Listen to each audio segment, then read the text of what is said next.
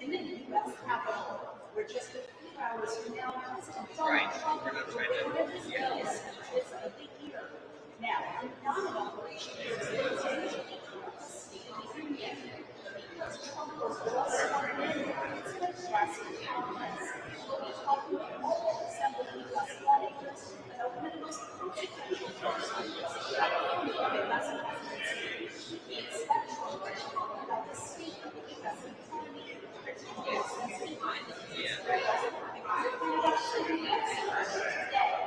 And also talk about one of his campaign issues, immigration, and the security of the southern border. Now, usually presidential addresses in Congress domestic policy. We expect Trump to be preaching about foreign policy as well tonight. Ceasefire, positive hostages, and of course, everyone wants to know what happens next. Relationship between the U.S. and Ukraine. You can see the action, hear Trump's speech, and hear more of the news on voanews.com.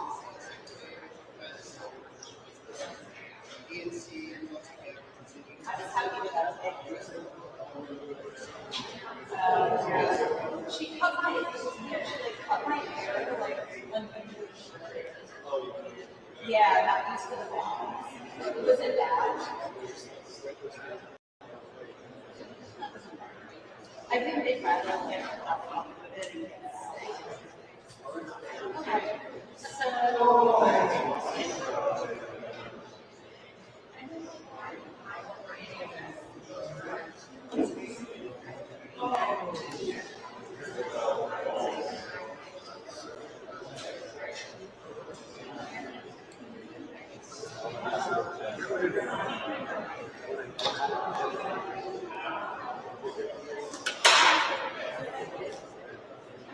It's super easy.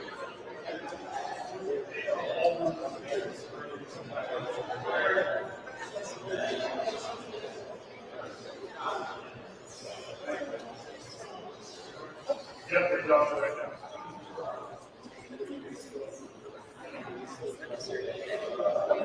You want to answer the other ones? Okay. Yeah. Okay. Okay.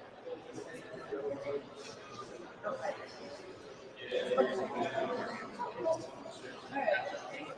Okay. I'm gonna give this up to them and say, read it, then we'll take it. Alright, so we got it. It's actually quite easy. I get something that we are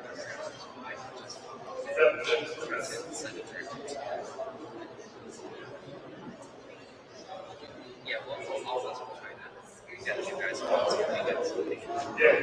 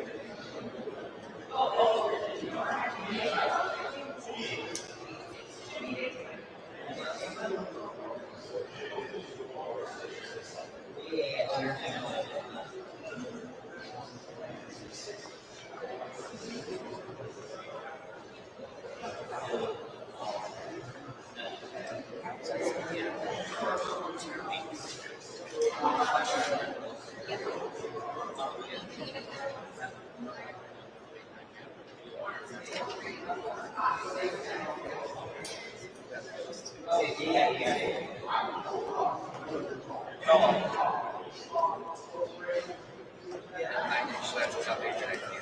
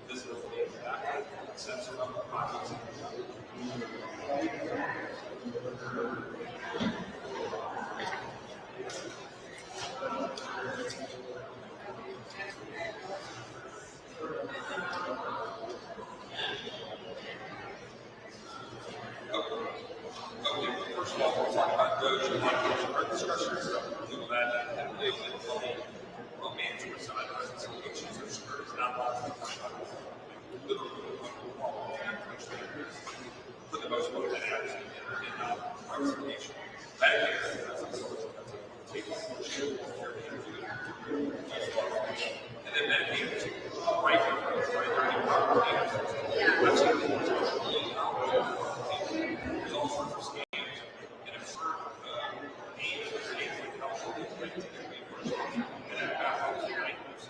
they're using the fire test to game system, then they end up being able to go. We gotta get this.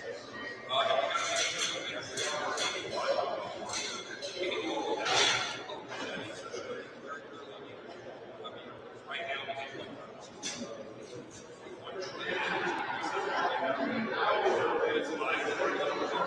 lockdown. We need to fix it.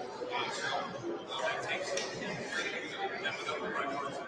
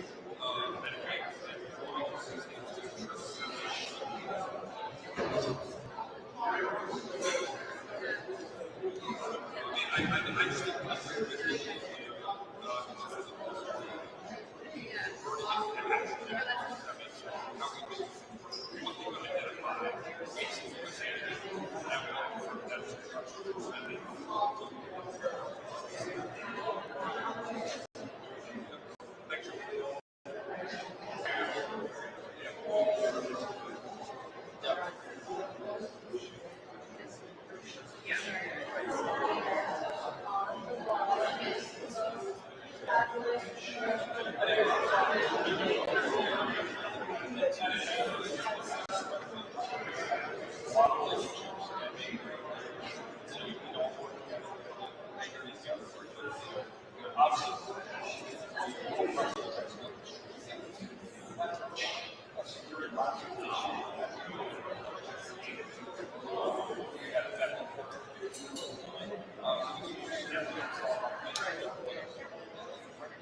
just think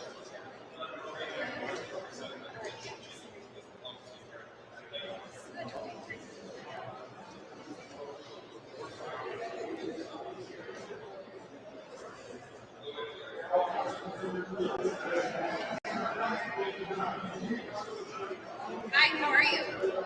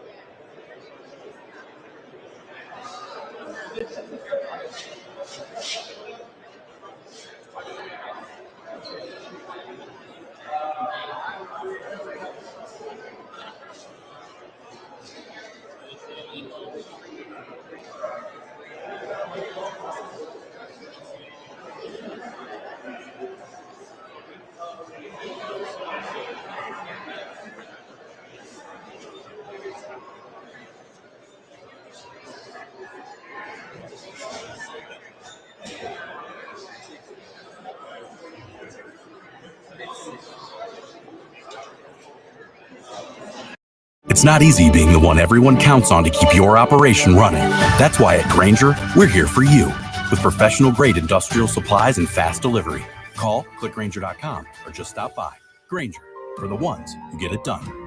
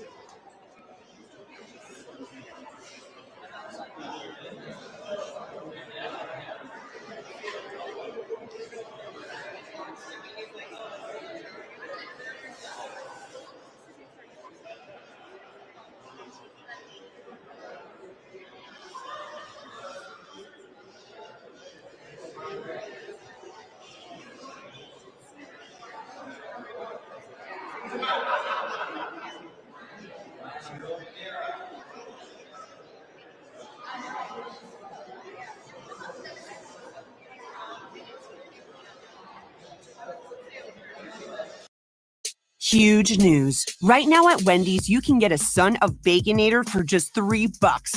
I don't think you understand this situation. The Son of Baconator is only $3 for a limited time. You know, smoked bacon, rich melted cheese. That Son of Baconator is only $3. Thank you to whoever wished upon that star. For bacon that just won't quit, gotta be Wendy's. U.S. price and participation may vary. Prices may be higher in Alaska and Hawaii, not valid on a combo or on third-party delivery platform.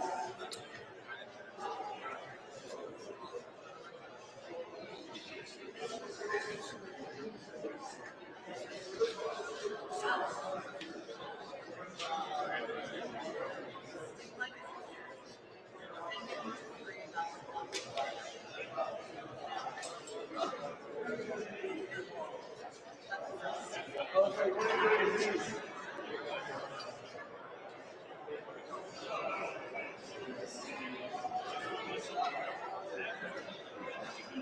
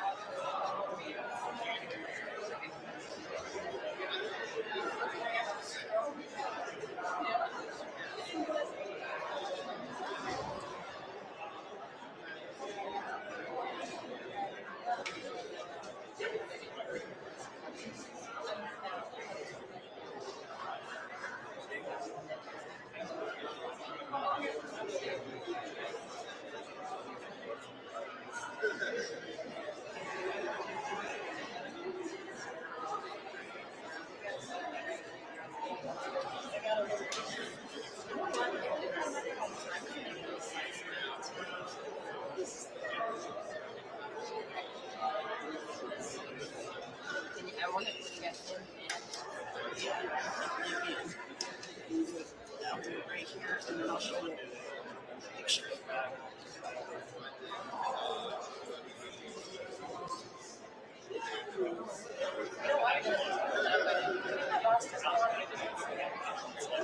Doesn't matter.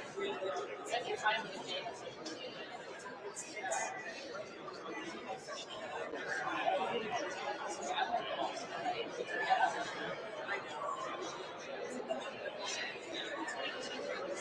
Yeah, which is a little, it's supposed to be, it is a little bit, but you know, maybe it's a little bit.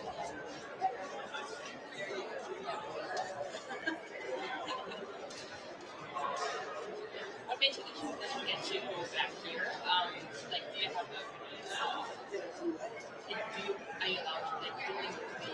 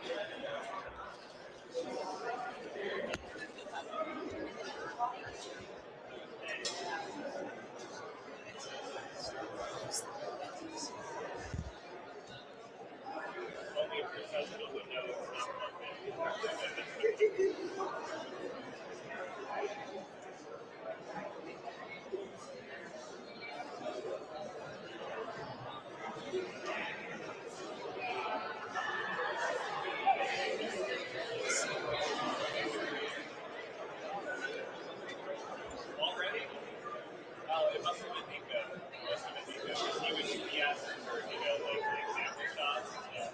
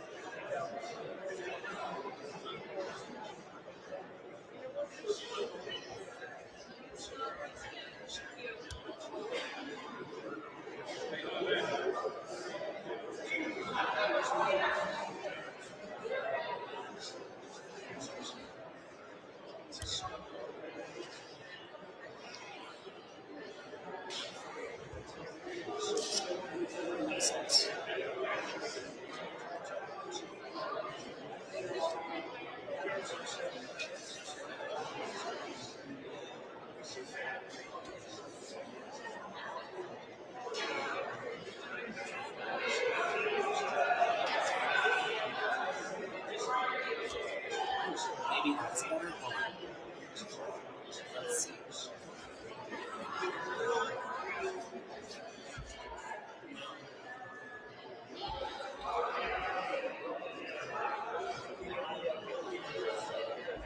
It's definitely right.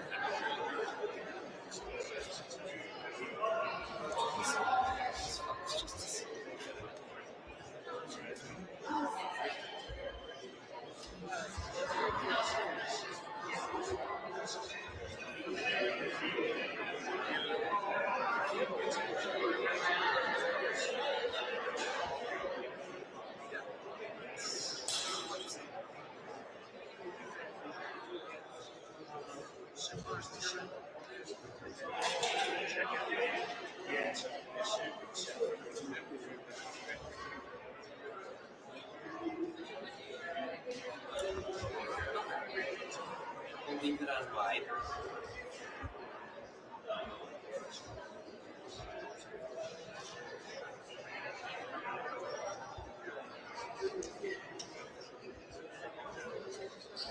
Yeah, but I would set it up. Let's see. How's that look? Give it a second. Hold on. Right, so let's get this give it like 10 seconds and then you should stop moving. As soon as I stop moving, that's what it is.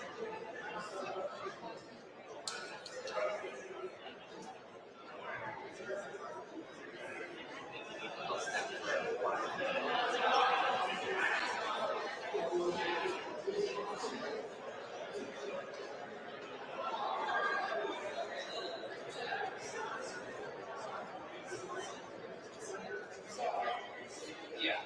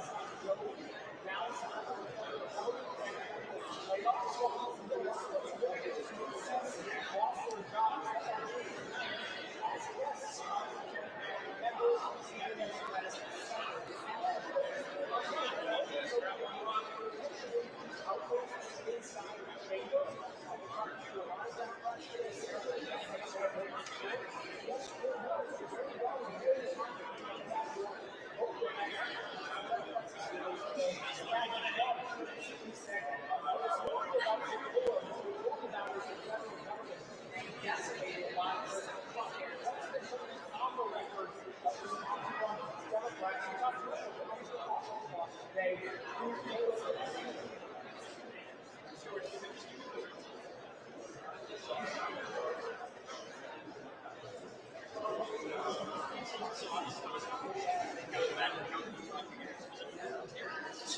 these things are true concerts too. There's a need for these things.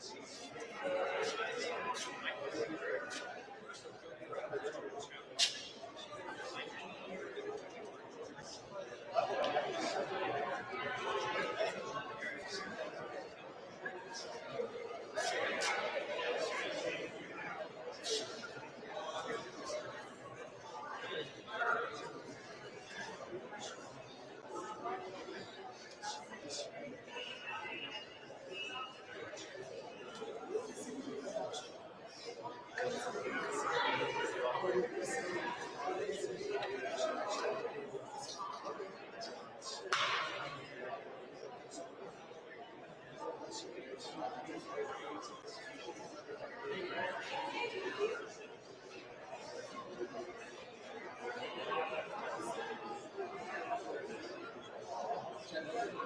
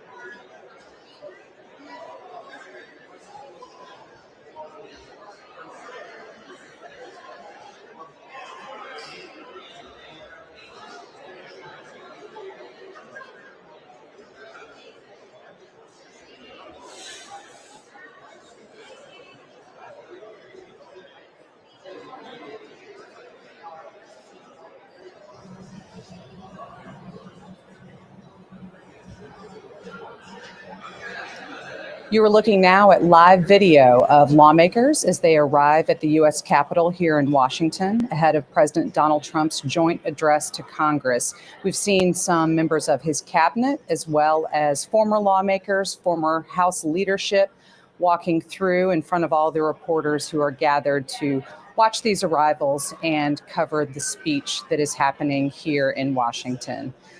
Hello and welcome to AP's live stream coverage of President Donald Trump's joint address to Congress. I'm Meg Kennard, AP national politics reporter, and I'm joined tonight by Josh Boak, AP White House reporter. Josh, thank you for being along with me. We're here in Washington, where, as you see on your screen, lawmakers, cabinet officials, and other political dignitaries are gathering in the U.S. House chamber for the president's speech tonight. AP will be bringing you Trump's entire remarks live, as well as the Democratic response and live video reaction from lawmakers before and after. We will also be giving some analysis and walking you through this evening's events. So as we await Donald Trump's departure from the White House to head down to the U.S. Capitol, Josh, I want to talk to you a little bit about some of the topic areas that you anticipate will be coming up tonight. This is not the first big speech we've heard from President Trump. Clearly, the inauguration wasn't that long ago. But tonight, more than a month into this second Trump administration, what are some of the top lines and key issues that you feel certain we'll be hearing about in tonight's speech? The White House says the theme of the night is the renewal of the American dream. So they're going to talk about the economy and their plans for that. They're going to talk about national security and specifically about the situation with regard to Ukraine and the war that Russia started. As we all know, that possible deal over minerals blew up last week in that meeting with Ukrainian President Vladimir Zelensky. And so Trump's going to look to kind of show leadership on the issue tonight after some controversy. And of course, as we saw today, a trade war started with Mexico, Canada, and China. Now, Commerce Secretary Howard Lutnick has said to expect an announcement Wednesday to kind of ratchet things down and meet Canada and Mexico in the middle. We don't quite know what that means, but we might get a sense of that tonight because the start of the trade war saw stock market sell off, saw consumer confidence plunge, and those are going to be vulnerabilities that the president has to address. Yeah, those key economic areas. I mean, clearly, as you know, you've been writing a lot about tariffs and kind of figuring out how all of these issues are going to be affecting Americans and prices. And that's an issue that during the campaign, which we both covered, we heard constantly from voters talking about how they wanted not as much inflation. They wanted prices to go down. That was affecting their bottom lines. But now they may be on the verge of seeing the effects of some of these tariffs if this situation continues. And this is really a fundamental challenge for the president. He was elected largely because people said, I want mortgage rates lower. I want the cost of auto loans to go down. I want groceries to be affordable. And they're looking at the situation. They're saying eggs cost more. They're looking at the tariffs and wondering how much more they'd have to pay for clothes. And the most important indicator that we're seeing right now, if you look at the University of Michigan survey of consumer sentiment, right now it's down because of inflation expectations. But among Republicans felt more confident about the economy under Democrat Barack Obama in 2016 than they do under Donald Trump now. That is a possible challenge for the president. Aside from what you've just talked about and clearly all of the issues around the economy and tariffs, what else do you think that we're going to be hearing about? During the campaign, we heard from voters on a litany of issues that they were interested in and maybe why they were choosing between the two major party candidates. What else do you think we'll hear reflected in what Donald Trump's going to be talking about tonight? Well, we both know the president is a showman. He made his reputation on TV with The Apprentice, and he needs a made-for-TV event. We saw that in his 2020 State of the Union. His speeches tend to run about 120 minutes, so that's a long time. To give you some context on that, when Woodrow Wilson first did this in 1913, it was only 28 minutes long. Wow. So Trump has to figure out how to hold the country's attention. He can't let people get bored. So that's the first thing I would say. The second thing is we look at the guests in the audience. He wants to further the Republican agenda by cracking down on immigration, by showing support for police. Looking here on your screen, there are more lawmakers arriving, walking through Statuary Hall on their way into the U.S. House. That just included House Speaker Mike Johnson. We're going to be seeing some more members of the House and the Senate walking through in this next 40 minutes or so before we expect to see President Donald Trump in the House chamber. Lots of media gathered there, and I would imagine that we'll be seeing some maybe stop and give remarks afterward, but perhaps not at this juncture as they head into their seats.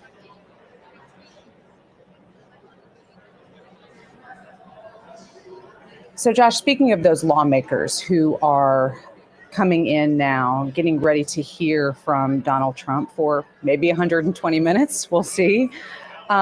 What have we been hearing in the lead up to this speech, to tonight's speech, maybe from Mike Johnson, but also from some Democrats in terms of what they anticipate hearing and how they think that those issues might be playing out among American voters and citizens? Sure. So Speaker Johnson, there's going to be a lot of pressure on him because he's going to be on camera the whole time. Mm-hmm. So his responses and reactions to what the president says are really going to matter.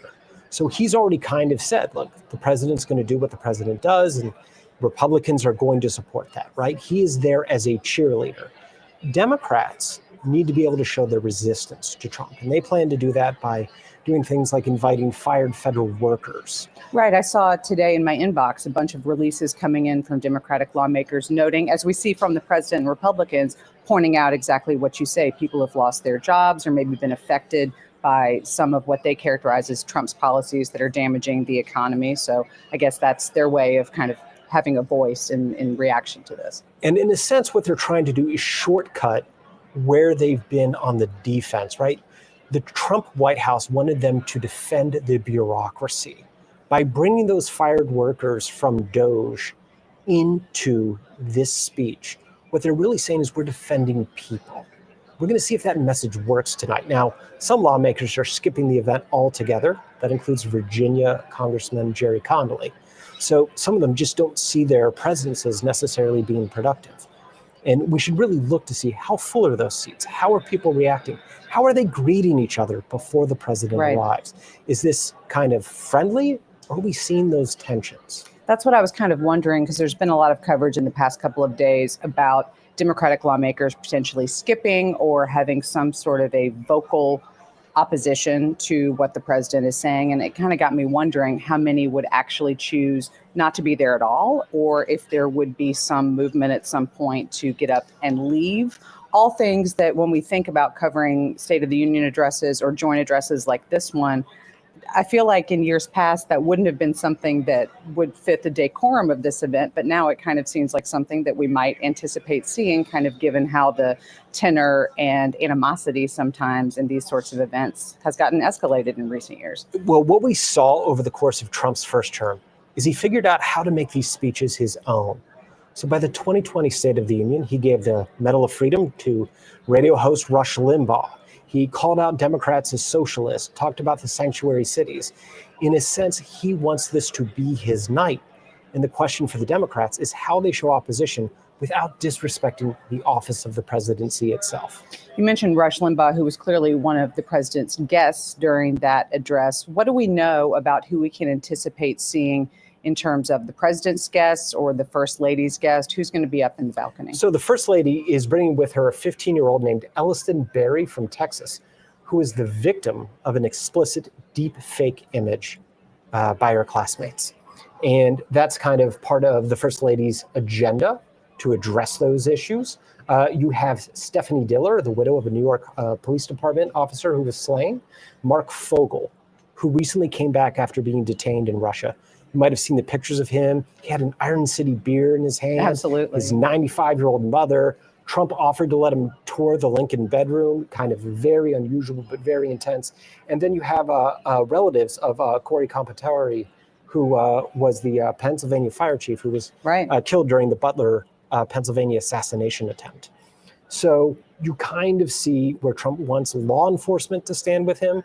He wants to be able to push the First Lady's agenda. These guests often carry symbolic resonance because it's a chance to show empathy. It seems like that's a varied group of people representing different pieces of issues that Donald Trump has said he wants to advocate for or push forward.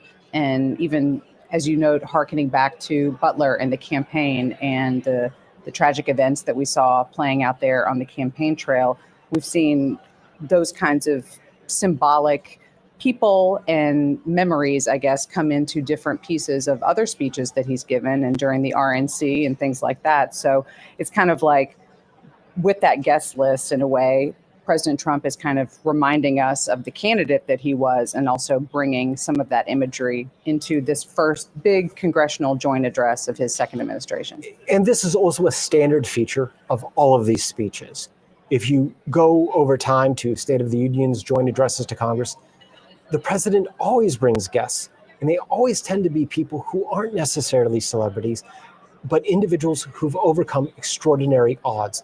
This is a chance to inspire the crowd and put your policy into human form.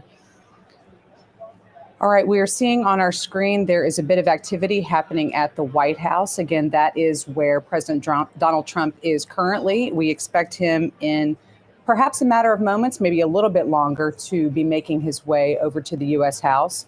As you see on the right-hand side of the screen, more members of the cabinet making that journey through Statuary Hall. There was just Doug Burgum there, who obviously was a contender for the Republican nomination himself until endorsing Donald Trump, and now is part of his cabinet.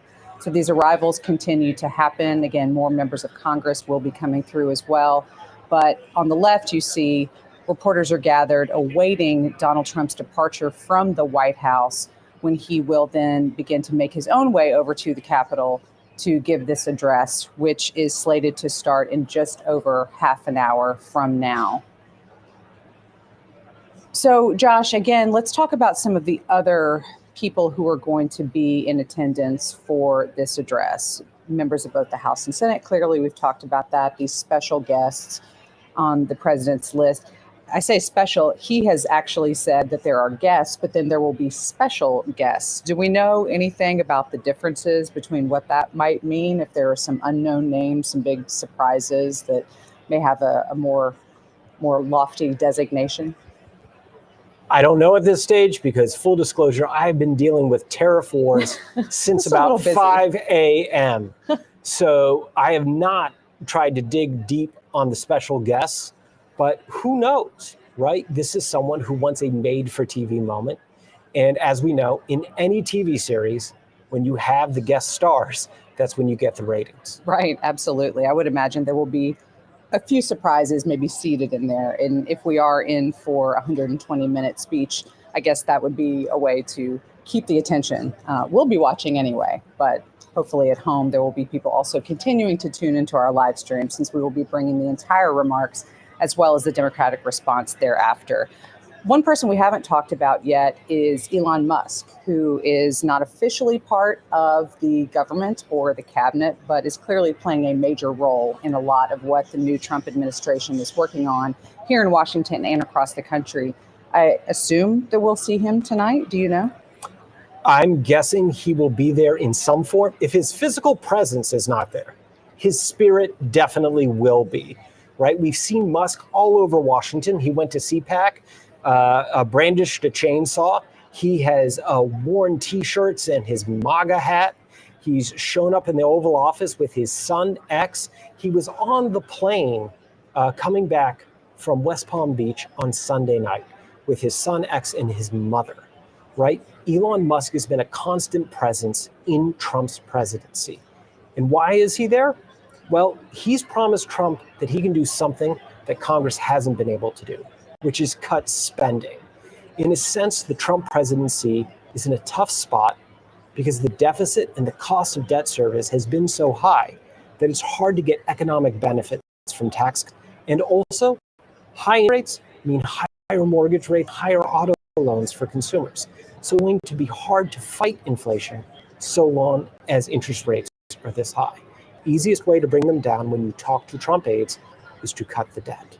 But to cut the debt means to make some politically unpopular moves. And that's what Musk has been doing. Now, so far, if you look at the actual cuts, they haven't been nearly large enough to address the problems that we face because government spending is growing particularly in Social Security and Medicare, and the taxes we charge aren't keeping up with those expenses. And from what I had seen this past week and going into last week as well, some Republican lawmakers, since only 20% of the federal government is here in Washington, 80% is outside in the rest of America. And Republican lawmakers, when they've been returning to their home districts when they're out of session, have been met with some criticism from some of their constituents of, these are things that are affecting us. What are you going to do to help us? What have we seen in terms of Republicans kind of expressing any doubt for what's happening, or how are they voicing what they think about it? We've seen Republicans face a lot of pushback in town halls. We've seen them question what the president is doing without necessarily criticizing the president outright, because they still like the message that Musk is giving of combating waste, fraud, and abuse. Okay, so thank you. Sorry to interrupt you, Josh, but we do have President Donald Trump departing the White House. Let's take a look and listen in for a moment.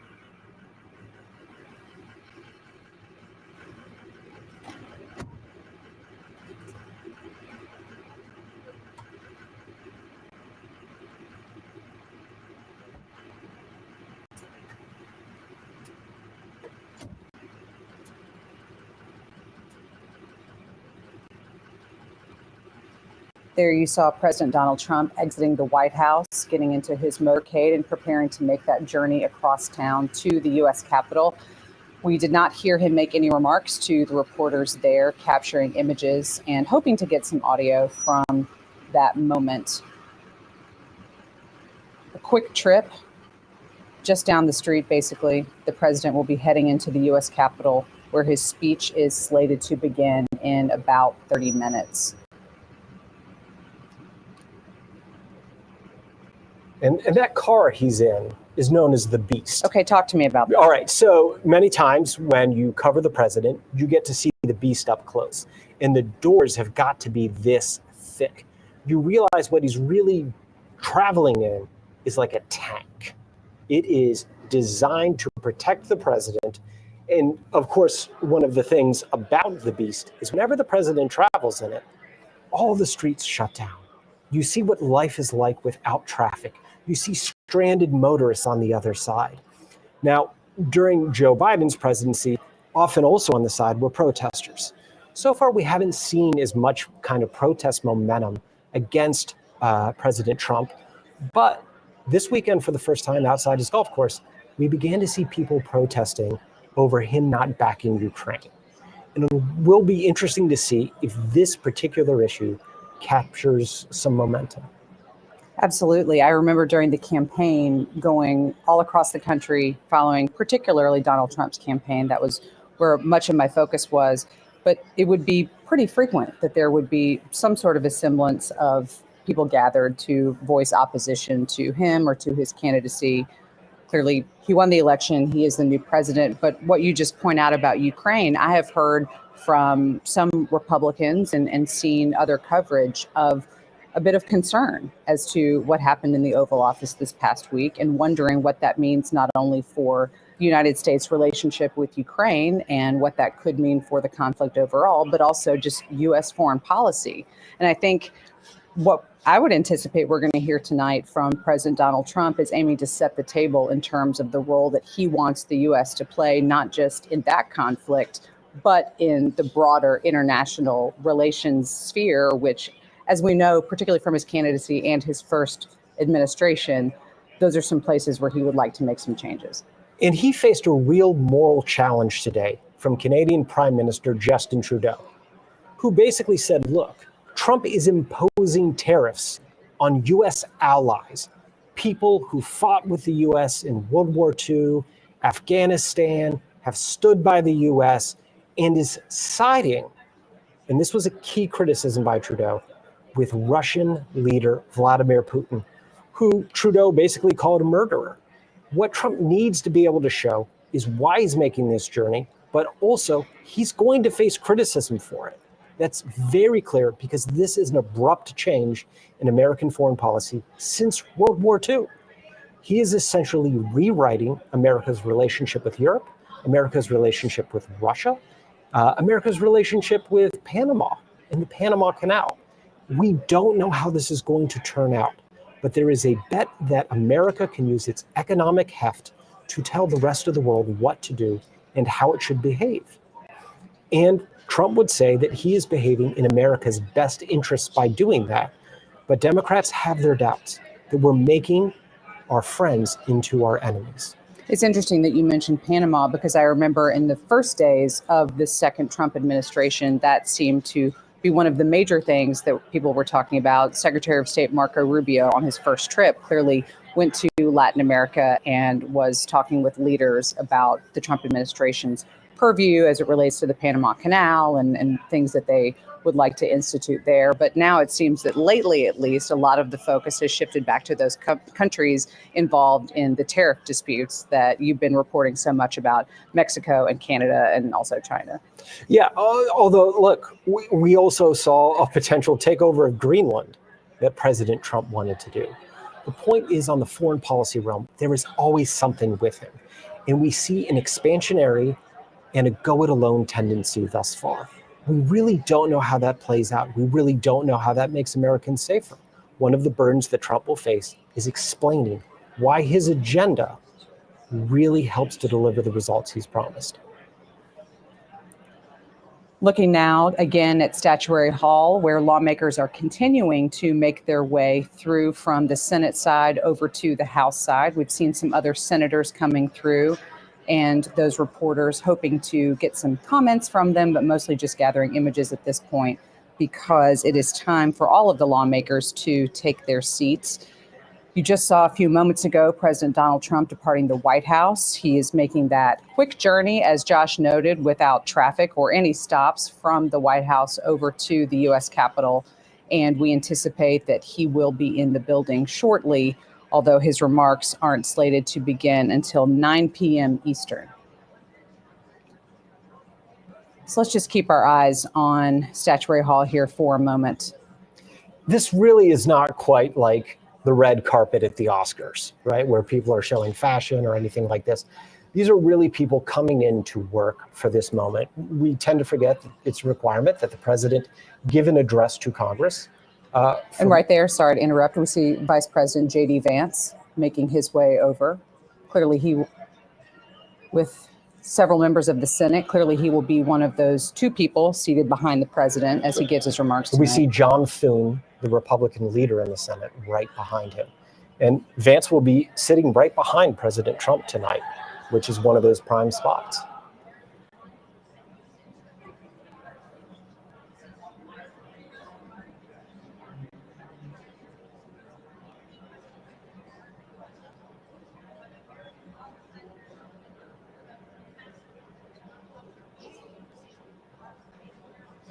Some Democratic senators coming through and some Republicans, Ted Cruz of Texas. See Jeff Merkley, you see Josh Hawley, there's Bernie Sanders. Yeah. Elizabeth Warren.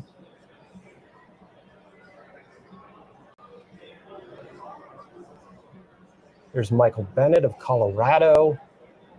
Adam Schiff of California. There's Katie Britt, who delivered the response to Joe Biden's State of the Union last year. Ed Markey of Massachusetts.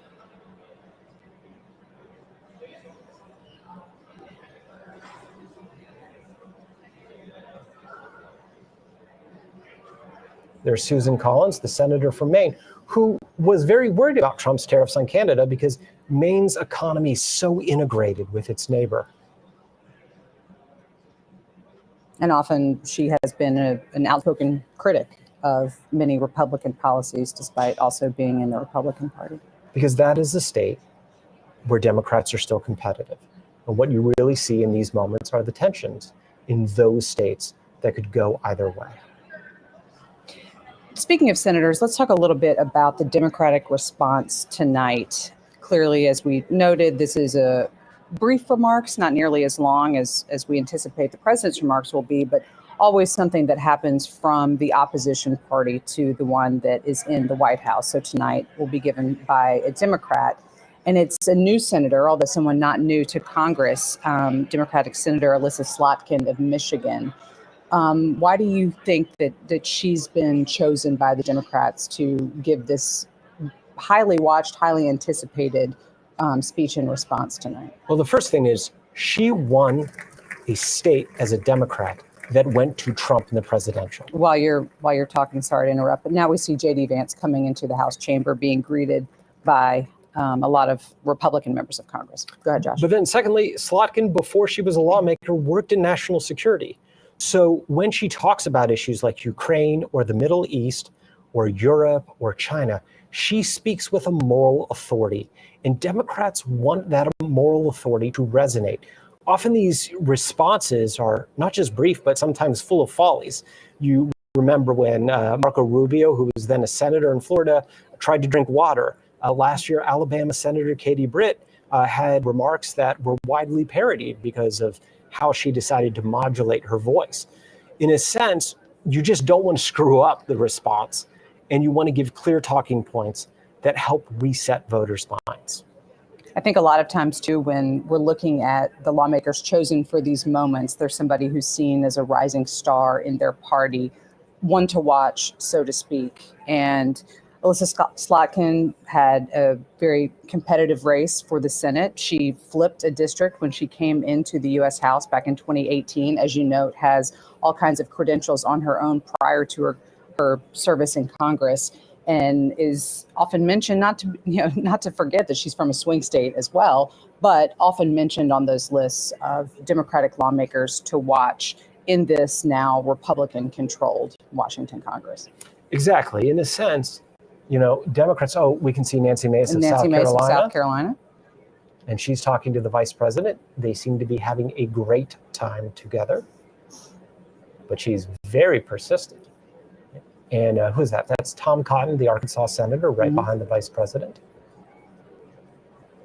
But to your point, yes, Alyssa Slotkin, often perceived of as an up-and-comer because of the political wins they've had. Although, again, this is the president's night. And so much of what the president says is going to set the terms for what happens afterward. Now, if we look just off to the right, you can see Congressman Chip Roy there. Congressman Roy is really important because he's the biggest deficit hawk. And one of the challenges that President Trump faces, as we know, is bringing down the deficit. When he was last president, the country spent about $325 billion a year servicing the debt. Well, now we're spending about $1 trillion. It's more than $600 billion in mandatory spending that Trump now has to do. That's a challenge for him. We also see there Tim Scott of South Carolina, also chairman of the NRSC. And someone who wanted Vance's position, right? Scott not just ran for president, he also really aggressively put his hat in the ring to be vice president. He became one of the president's fiercest advocates after ending his own campaign. And I live in South Carolina and have been reporting there for about 2 decades now. And I remember getting a lot of questions from people I've known for a long time, wondering why was Tim Scott giving such a vocal endorsement of Trump right ahead of the South Carolina primary, which, as we know, can be very pivotal, both the Democratic and Republican campaigns. And to your point, we didn't know who Trump's running mate was going to be at that time. And Tim Scott was certainly one of those names that would continue to be mentioned. And, he campaigned fiercely for Trump in New Hampshire and through South Carolina and then beyond, and now is in Senate leadership on the campaign side. So we'll be seeing a lot more of him ahead of the midterms for sure. That's right. And when Trump wants to talk about what he's done for poor populations, he often references the opportunity zones that Senator Scott came up with. Now, if you look at the data, they really have not made the impact that's been promised. But that's been one of his key talking points. All right, there is Speaker Johnson with the vice president. Taking their positions there, right behind where the president will be giving this joint address to Congress. And I can imagine that in key points during this speech tonight, when there is going to be a standing ovation, we will start to see them standing up before the rest of the chamber. Since as both Republicans, they will, we always see those kinds of things happen in unison, pretty much for these big addresses.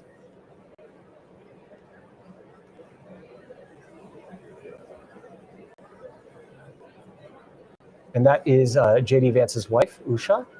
with her guests. The two of them met at Yale Law School. I believe the story is famously set by Yale law prof Amy Chua, who wrote that Battle of the what is it? The Battle Hymn of the Tiger Mother or something like that. She's here. I can't tell if his children are attending tonight. They also just put their home in Northern Virginia on the market now that they live at the Naval Observatory. So if you have a cool $1.7 million, you can get the Vance household. Good to know. Good to know. Keeping that real estate market hot here in Washington.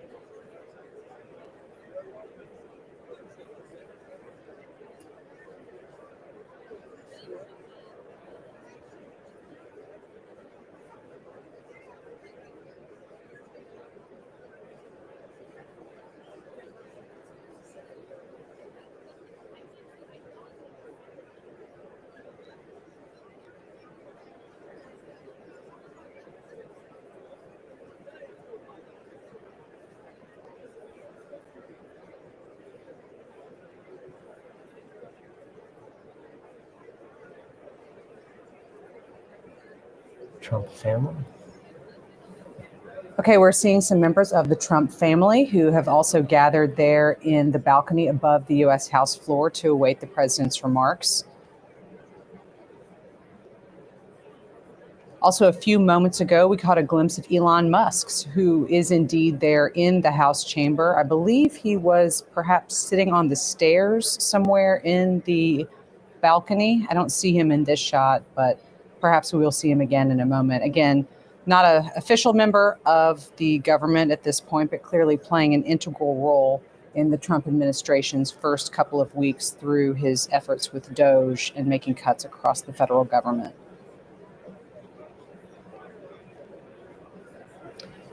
And we should really note that in many ways, Democrats want tonight to be about DOJ. They want to say, look, Trump has handed over the government to the world's wealthiest man. He's cutting programs for the poor, food aid around the world, and he's doing these things and essentially disrupting what government does. I will tell you, I ran into former Maryland Governor Marty O'Malley, who used to also run Social Security, the other day at the train station. I said, what's going to happen? And he said to me that Social Security would miss a payment because of DOJ's actions. We'll see if that comes to bear, right? That's a really big bet. But that tells you something about some of the possible risks that this initiative faces.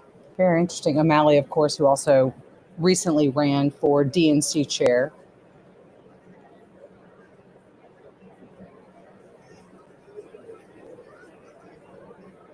I think we're seeing Chris LaCivita there, who clearly was one of the leaders of the joint session will come Trump to campaign. order. Let's listen in as the House is called to order. The chair appoints as members of the committee on the part of the House to escort the President of the United States into the chamber the following: the gentleman from Louisiana, Mr. Scalise; the gentleman from Minnesota, Mr. Emmer; the gentlewoman from Michigan, Mrs. McClain; the gentleman from North Carolina, Mr. Hudson; the gentleman from Pennsylvania, Mr. Reschenthaler; the gentleman from Utah, Mr. Moore; the gentlewoman from Indiana, Mrs. Houchin; the gentleman from Oklahoma, Mr. Hearn; the gentleman from New York, Mr. Jeffries; the gentlewoman from Massachusetts, Ms. Clark; the gentleman from California, Mr. Aguilar; the gentleman from California, Mr. Liu; the gentleman from Colorado, Mr. Neguse; the gentlewoman from Washington, Ms. Delbene; the gentlewoman from Michigan, Mrs. Dingell. The President of the Senate, at the direction of that body, appoints the following senators as members of the committee on the part of the Senate to escort the President of the United States into the House chamber. The Senator from South Dakota, Mr. Thune; the Senator from Wyoming, Mr. Barrasso; the Senator from Arkansas, Mr. Cotton; the Senator from Oklahoma, Mr. Lankford; the Senator from West Virginia, Mrs. Capito; the Senator from South Carolina, Mr. Scott; the Senator from New York, Mr. Schumer; the Senator from Illinois, Mr. Durbin; the Senator from Minnesota, Ms. Klobuchar; the Senator from New Jersey, Mr. Booker; the Senator from Wisconsin, Ms. Baldwin. The members of the escort committee will exit the chamber through the lobby doors.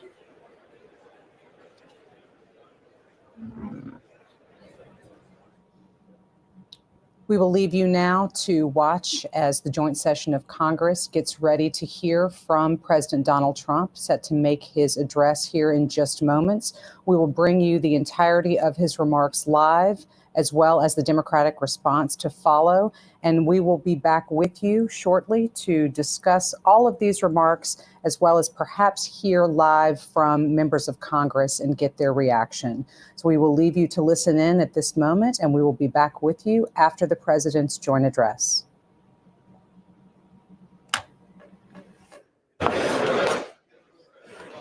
Speaker, the Dean of the Diplomatic Corps.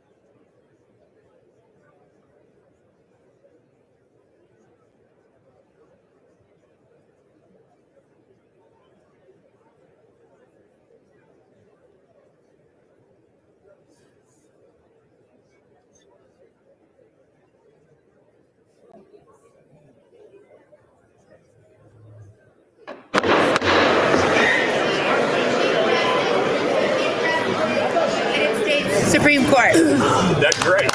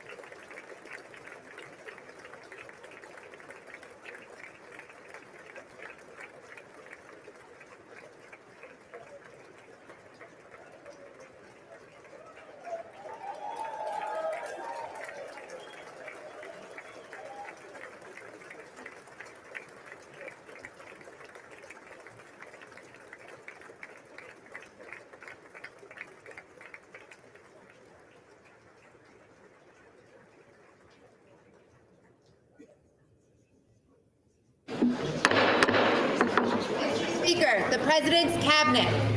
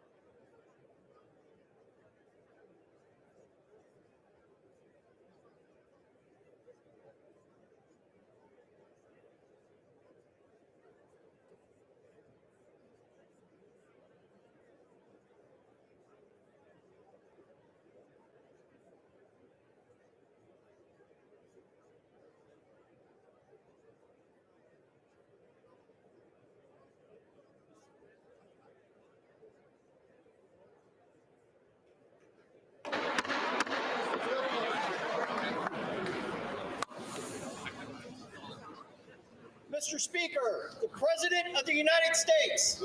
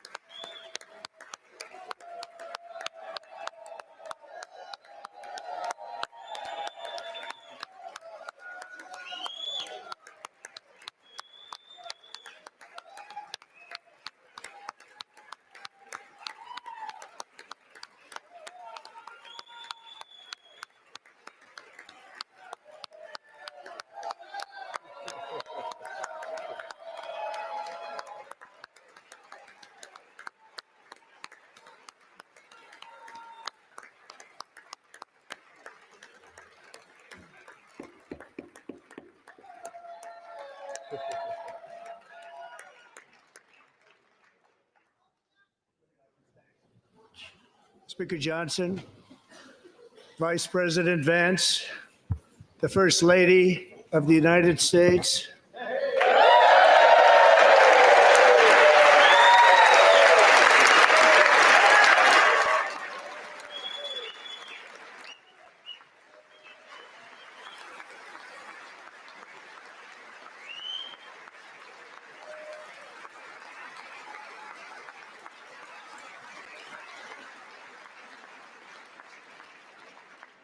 members of the United States Congress, thank you very much. And to my fellow citizens, America is back.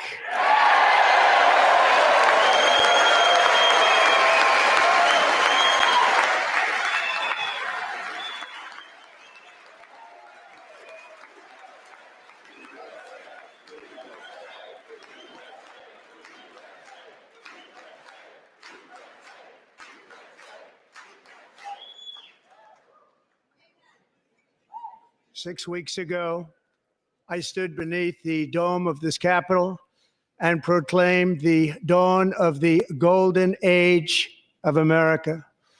From that moment on, it has been nothing but swift and unrelenting action to usher in the greatest and most successful era in the history of our country. We have accomplished more in 43 days than most administrations accomplished in 4 years or 8 years, and we are just getting started.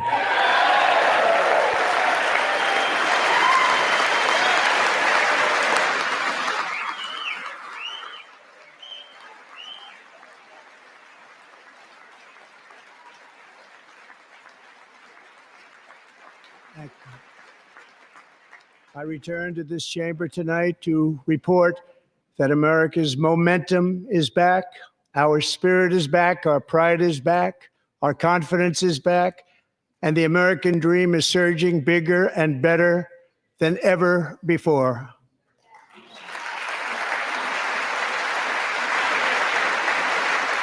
The American dream is unstoppable, and our country is on the verge of a comeback, the likes of which the world has never witnessed and perhaps will never witness again. There's never been anything like it. The presidential election of November 5th was a mandate like has not been seen in many decades. We won all 7 swing states, giving us an electoral college victory of 312 votes.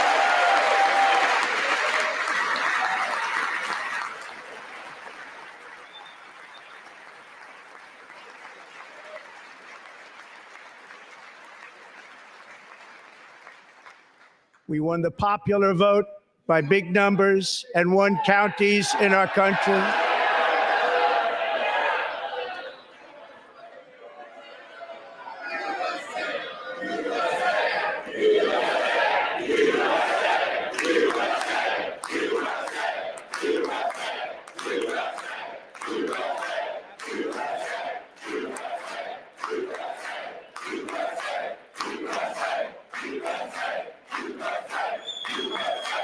And won counties in our country, 2,700 to 525, on a map that reads almost completely red for Republican.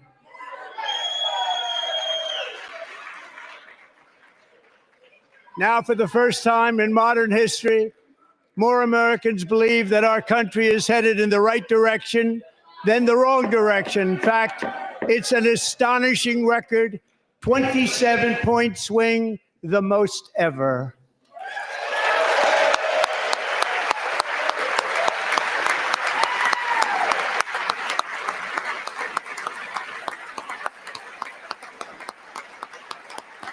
Likewise, small business optimism saw its single largest one-month gain ever recorded, Mr. President. a 41-point jump.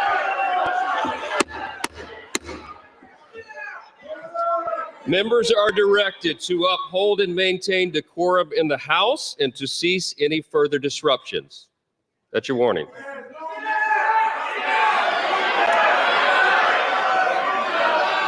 Members are engaging in willful and continuing breach of decorum, and the chair is prepared to direct the Sergeant at Arms to restore order to the joint session.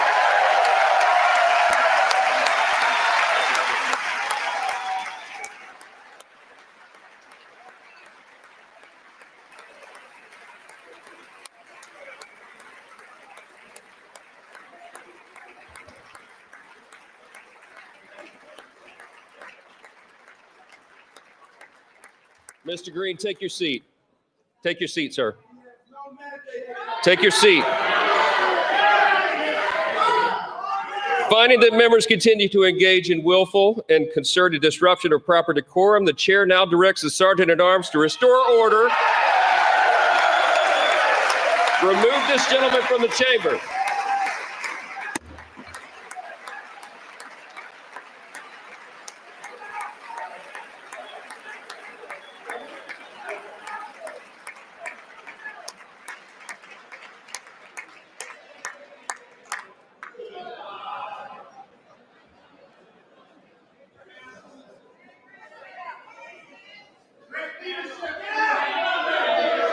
Go.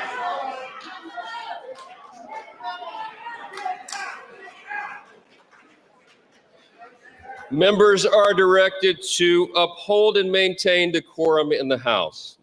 Mr. President, you continue. Thank you. Over the past 6 weeks, I have signed nearly 100 executive orders and taken more than 400 executive actions, a record to restore common sense, safety, optimism, and wealth all across our wonderful land. The people elected me to do the job, and I'm doing it.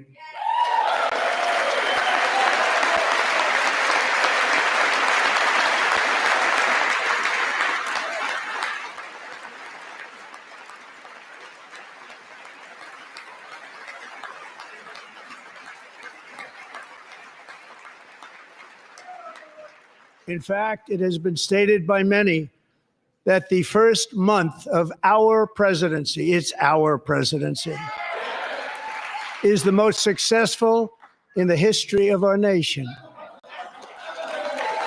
By many.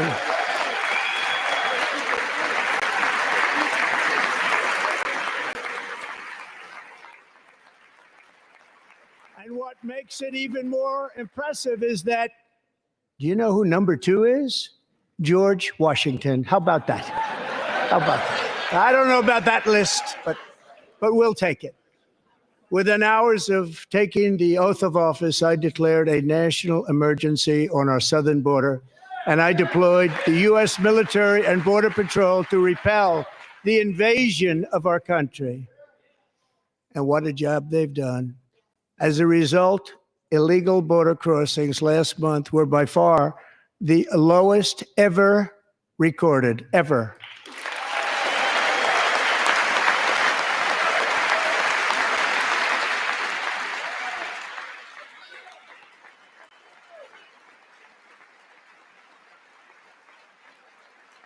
They heard my words and they chose not to come. Much easier that way.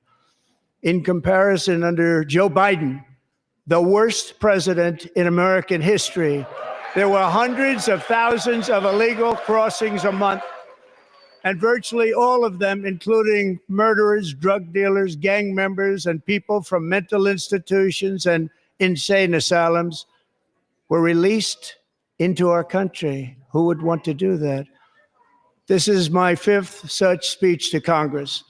And once again, I look at the Democrats in front of me, and I realize there is absolutely nothing I can say to make them happy or to make them stand or smile or applaud. Nothing I can do. I could find a cure to the most devastating disease, a disease that would wipe out. For the ones who know safety isn't a catchphrase, it's a culture. And the ones who help make sure everyone makes it home safe. For the safety-minded who watch everyone's backs. Grainger offers supplies and solutions for every industry, as well as safety assessments and training to keep your facility safe and your people safer. Call, clickgrainger.com, or just stop by. Grainger, for the ones who get it done.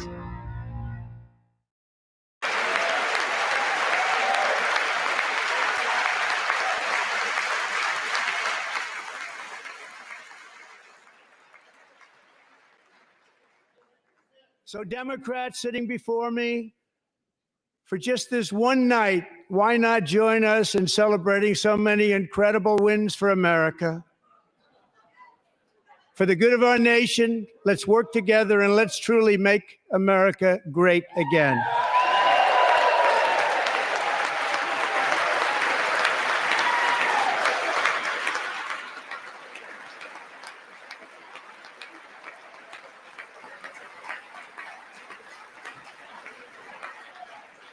Every day, my administration is fighting to deliver the change America needs to bring a future that America deserves, and we're doing it. This is a time for big dreams and bold action. Upon taking office, I imposed an immediate freeze on all federal hiring, a freeze on all new federal regulations, and a freeze on all foreign aid.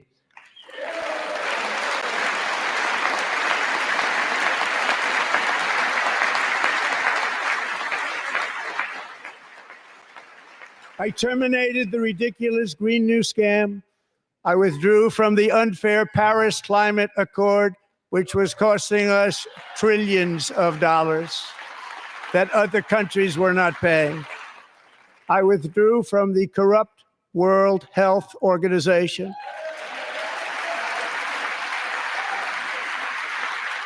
And I also withdrew from the anti-American UN Human Rights Council.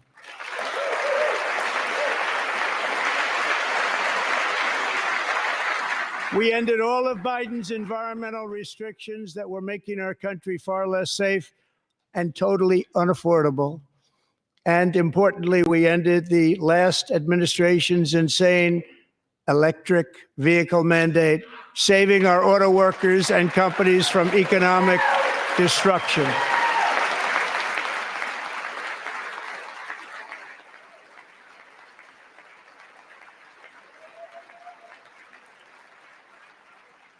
To unshackle our economy, I have directed that for every one new regulation, 10 old regulations must be eliminated, just like I did in my very successful first term.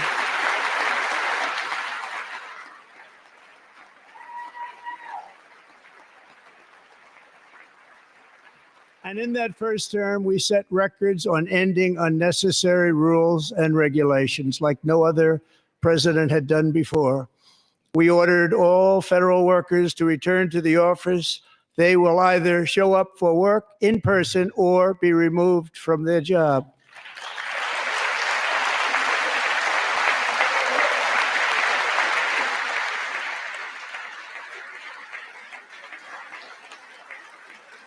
And we have ended weaponized government where, as an example, a sitting president is allowed to viciously prosecute his political opponent, like me.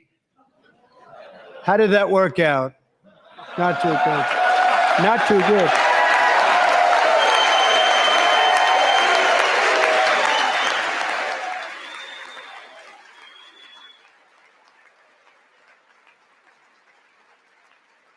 And I have stopped all government censorship and brought back free speech in America. It's back.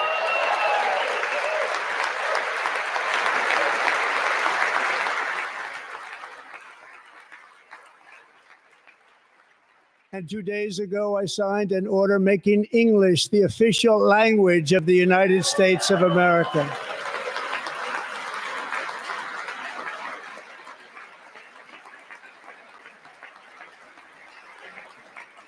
I renamed the Gulf of Mexico the Gulf of America.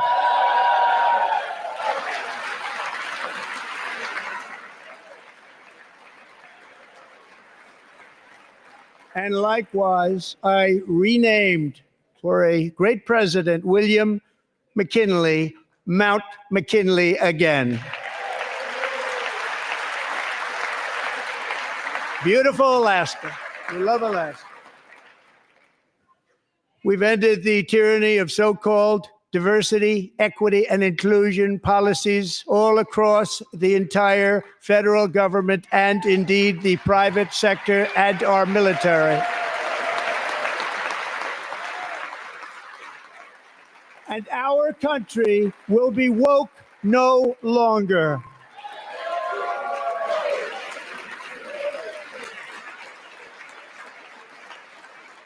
We believe that whether you are a doctor, an accountant, a lawyer, or an air traffic controller, you should be hired and promoted based on skill and competence, not race or gender. Very important.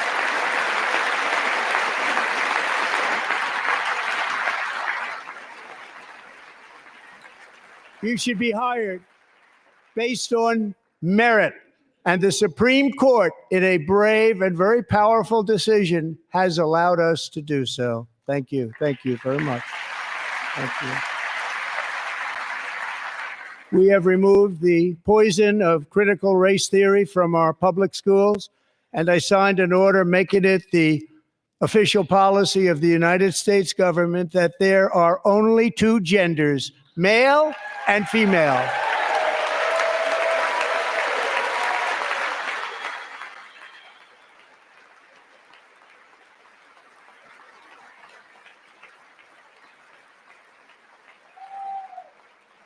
I also signed an executive order to ban men from playing in women's sports.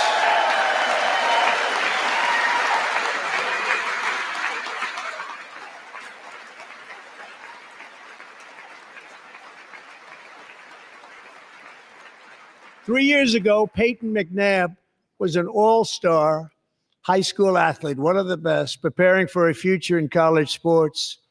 But when her girls' volleyball match was invaded by a male, he smashed the ball so hard in Peyton's face, causing traumatic brain injury, partially paralyzing her right side and ending her athletic career. It was a shot like she's never seen before. She's never seen anything like it.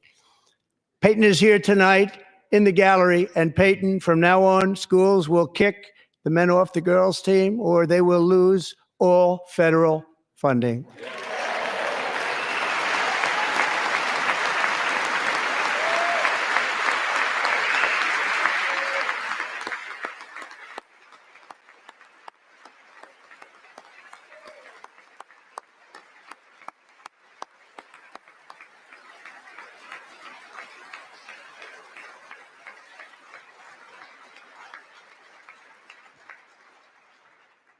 And if you really want to see numbers, just take a look at what happened in the women's boxing, weightlifting, track and field, swimming, or cycling, where a male recently finished a long-distance race 5 hours and 14 minutes ahead of a woman for a new record by 5 hours. Broke the record by 5 hours.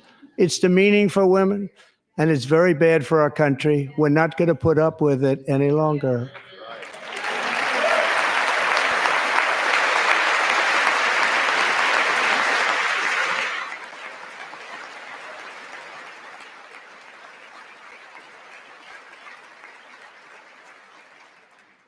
What I have just described is only a small fraction of the common sense revolution that is now, because of us, sweeping the entire world. Common sense has become a common theme, and we will never go back. Never. Never going to let that happen.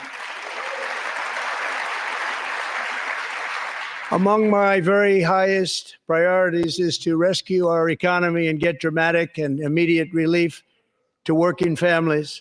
As you know, we inherited from the last administration an economic catastrophe and an inflation nightmare. Their policies drove up energy prices, pushed up grocery costs, and drove the necessities of life out of reach for millions and millions of Americans. They've never had anything like it. We suffered the worst inflation in 48 years, but perhaps even in the history of our country. They're not sure. As president, I'm fighting every day to reverse this damage and make America affordable again.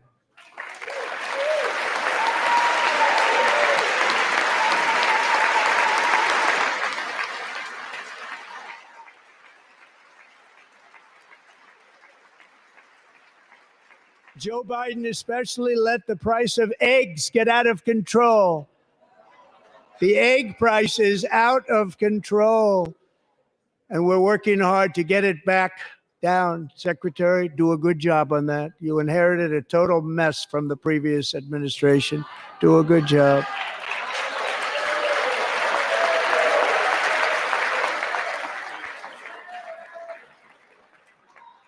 A major focus of our fight to defeat inflation is rapidly reducing the cost of energy. The previous administration cut the number of new oil and gas leases by 95%, slowed pipeline construction to a halt, and closed more than 100 power plants. We are opening up many of those power plants right now.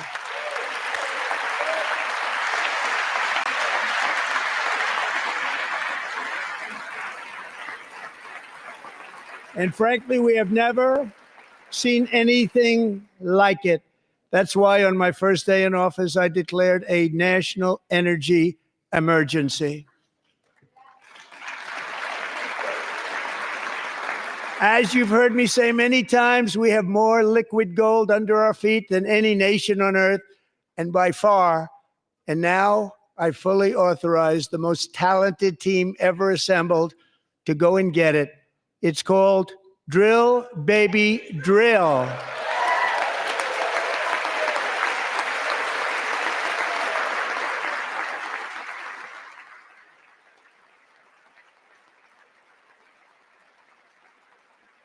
My administration is also working on a gigantic natural gas pipeline in Alaska, among the largest in the world, where Japan, South Korea, and other nations want to be our partner with investments of trillions of dollars each. There's never been anything like that one. It will be truly spectacular. It's all set to go. The permitting is gotten. And later this week, I will also take historic action to dramatically expand production of critical minerals and rare earths here in the USA.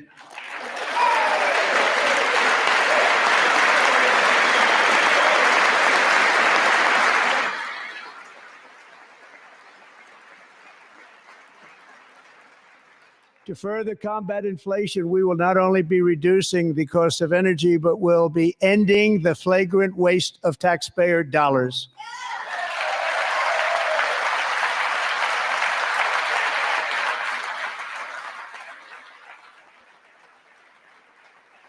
And to that end, I have created the brand new Department of Government Efficiency, DOGE. Perhaps you've heard of it. Perhaps.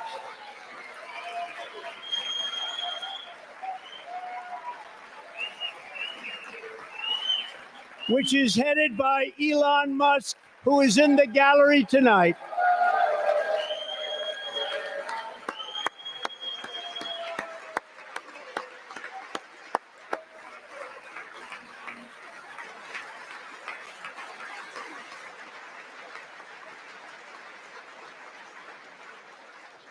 Thank you, Elon. He's working very hard. He didn't need this. He didn't need this. Thank you very much. We appreciate it. Everybody here, even this side, appreciates it, I believe. They just don't want to admit that. Just listen to some of the appalling waste we have already identified. $22 billion from HHS to provide free housing and cars for illegal aliens. $45 million for diversity, equity, and inclusion scholarships in Burma. $40 million to improve the social and economic inclusion of sedentary migrants. Nobody knows what that is. $8 million to promote LGBTQI+ in the African nation of Lesotho, which nobody has ever heard of. $60 million for indigenous peoples and Afro-Colombian empowerment in Central America. $60 million. $8 million for making mice transgender. This is real. $32 million for a left-wing propaganda operation in Moldova. $10 million for male circumcision in Mozambique. $20 million for the Arab Sesame Street in the Middle East. It's a program. $20 million for a program. $1.9 billion to recently created Decarbonization of Homes Committee, headed up, and we know she's involved. Just at the last moment, the money was passed over by a woman named Stacey Abrams. Have you ever heard of her? A $3.5 million consulting contract for lavish fish monitoring. $1.5 million for voter confidence in Liberia. $14 million for social cohesion in Mali. $59 million for illegal alien hotel rooms in New York City. He's a real estate developer. He's done very well. $250,000 to increase vegan local climate action innovation in Zambia. $42 million for social and behavior change in Uganda. $14 million for improving public procurement in Serbia. $47 million for improving learning outcomes in Asia. Asia's doing very well with learning. I don't know what we're doing. Should use it ourselves. And $101 million for DEI contracts at the Department of Education, the most ever paid, nothing even like it. Under the Trump administration, all of these scams, and they're far worse, but I didn't think it was appropriate to talk about them. They're so bad. Many more have been found out and exposed and swiftly terminated by a group of very intelligent, mostly young people, headed up by Elon, and we appreciate it. We found hundreds of billions of dollars of fraud.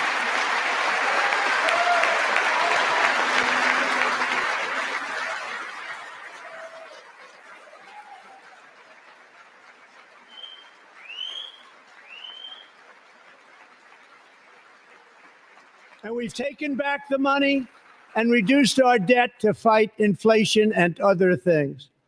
Taking back a lot of that money. We got it just in time. This is just the beginning. The Government Accountability Office, a federal government office, has estimated annual fraud of over $500 billion in our nation, and we are working very hard to stop it. We're going to. We're also identifying shocking levels of incompetence and probable fraud in the Social Security program for our seniors, and that our seniors and people that we love rely on. Believe it or not, government databases list 4.7 million Social Security members from people aged 100 to 109 years old. It lists 3.6 million people from ages 110 to 119. I don't know any of them. I know some people that are rather elderly, but not quite that elderly. 3.47 million people from ages 120 to 129. 3.9 million people from ages 130 to 139. 3.5 million people from ages 140 to 149. And money is being paid to many of them. And we're searching right now. In fact, Pam, good luck. Good luck. You're going to find it. But a lot of money is paid out to people because it just keeps getting paid and nobody does. And it really hurts Social Security and hurts our country. 1.3 million people from ages 150 to 159, and over 130,000 people, according to the Social Security databases are age over 160 years old. We have a healthier country than I thought, Bobby.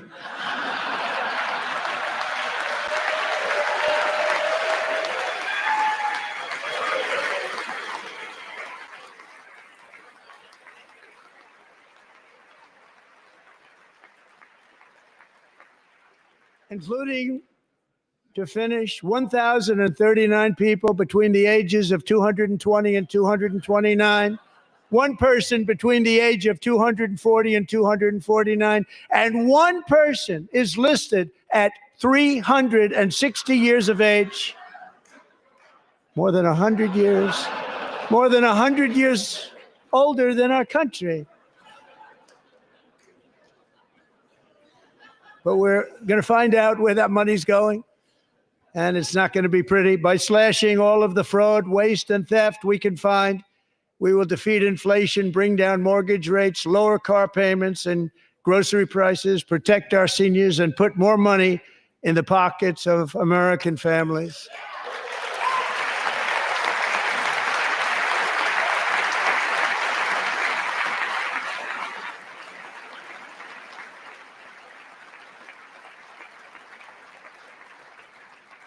And today, interest rates took a beautiful drop, big, beautiful drop. It's about time. And in the near future, I want to do what has not been done in 24 years, balance the federal budget. We're going to balance it.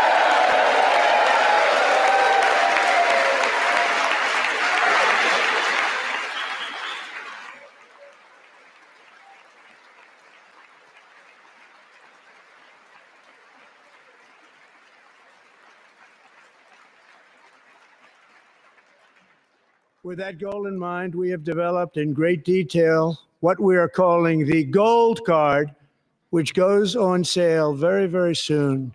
For $5 million, we will allow the most successful job-creating people from all over the world to buy a path to U.S. citizenship. It's like the green card, but better and more sophisticated. And these people will have to pay tax in our country. They won't have to pay tax from where they came. The money that they've made, you wouldn't want to do that, but they have to pay tax, create jobs. They'll also be taking people out of colleges and paying for them so that we can keep them in our country instead of having them being forced out. Number one, at the top school, as an example, being forced out and not being allowed to stay and create tremendous numbers of jobs and great success for a company out there. So while we take out the criminals, killers, traffickers, and child predators who are allowed to enter our country under the open border policy of these people, the Democrats, the Biden administration, the open border insane policies that you've allowed to destroy our country. We will now bring in brilliant, hardworking, job-creating people. They're going to pay a lot of money, and we're going to reduce our debt with that money.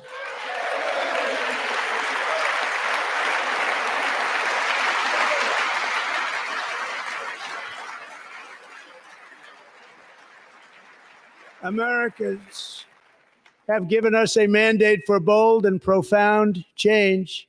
For nearly 100 years, the federal bureaucracy has grown until it has crushed our freedoms, ballooned our deficits, and held back America's potential in every possible way. The nation founded by pioneers and risk takers now drowns under millions and millions of pages of regulations and debt. Approvals that should take 10 days to get instead take 10 years, 15 years, and even 20 years before you're rejected. Meanwhile, we have hundreds of thousands of federal workers who have not been showing up to work. My administration will reclaim power from this unaccountable bureaucracy, and we will restore true democracy to America again.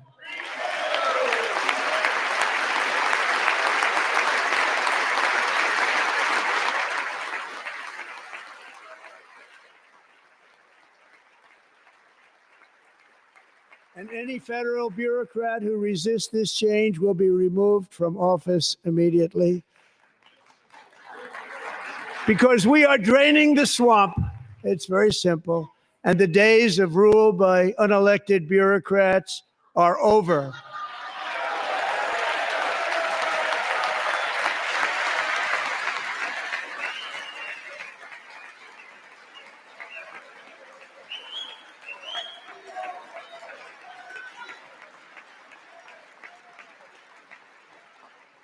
And the next phase of our plan to deliver the greatest economy in history is for this Congress to pass tax cuts for everybody. They're in there. They're waiting for you to vote. And I'm sure that the people on my right, I don't mean the Republican right, but my right here, I'm sure you're going to vote for those tax cuts, because otherwise I don't believe the people will ever vote you into office. So I'm doing you a big favor by telling you that. But I know this group is going to be voting for the tax.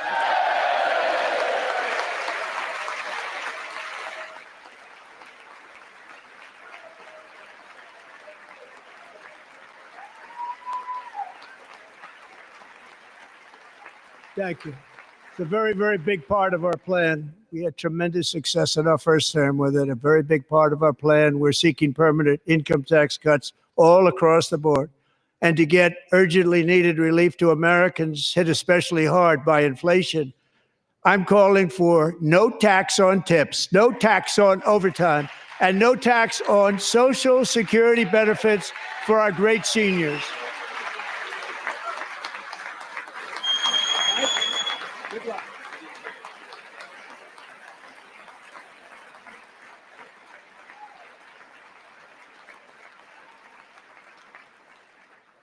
And I also want to make interest payments on car loans tax deductible, but only if the car is made in America.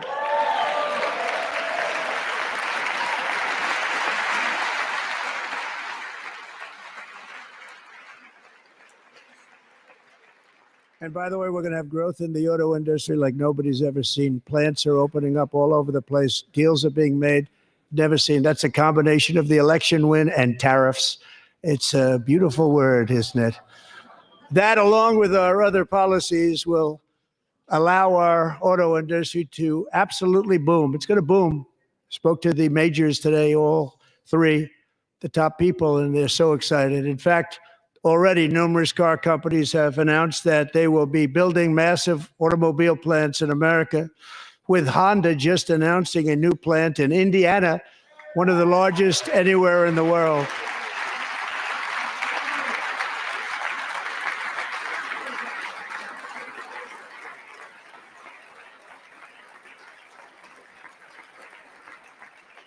And this has taken place since our great victory on November 5th, a date which will hopefully go down as one of the most important in the history of our country.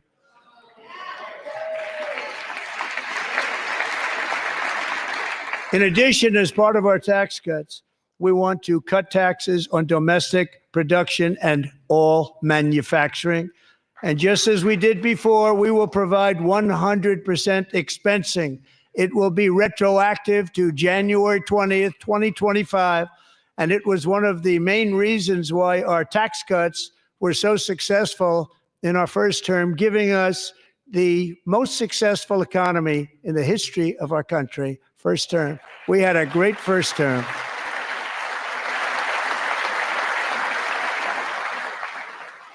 If you don't make your product in America, however, under the Trump administration, you will pay a tariff, and in some cases, a rather large one. Other countries have used tariffs against us for decades, and now it's our turn to start using them against those other countries. On average, the European Union, China, Brazil, India, Mexico, and Canada, have you heard of them? And countless other nations charge us tremendously higher tariffs than we charge them. It's very unfair. India charges us auto tariffs higher than 100%. China's average tariff on our products is twice what we charge them. And South Korea's average tariff is 4 times higher. Think of that, 4 times higher. And we give so much help militarily and in so many other ways to South Korea, but that's what happens. This is happening by friend and foe. This system is not fair to the United States and never was. And so on April 2nd, I wanted to make it April 1st, but I didn't want to be accused of April Fool's Day. That's not, just one day cost us a lot of money. But we're going to do it in April. I'm a very superstitious person. April 2nd, reciprocal tariffs kick in. And whatever they tariff us, other countries, we will tariff them. That's reciprocal, back and forth. Whatever they tax us, we will tax them. If they do non-monetary tariffs to keep us out of their market, then we will do non-monetary barriers to keep them out of our market. There's a lot of that, too. They don't even allow us in their market. We will take in trillions and trillions of dollars and create jobs like we have never seen before. I did it with China and I did it with others, and the Biden administration couldn't do anything about it because there was so much money they couldn't do anything about it. We have been ripped off for decades by nearly every country on earth, and we will not let that happen any longer.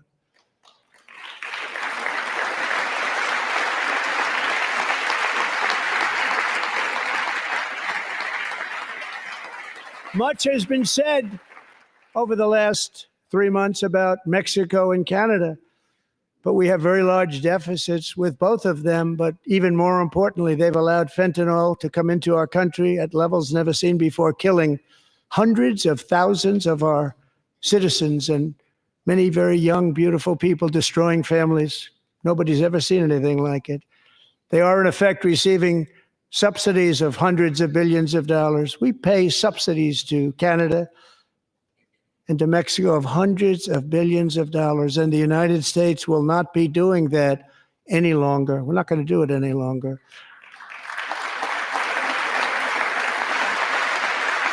Thanks to our America First policies we're putting into place, we have had $1.7 trillion of new investment in America in just the past few weeks.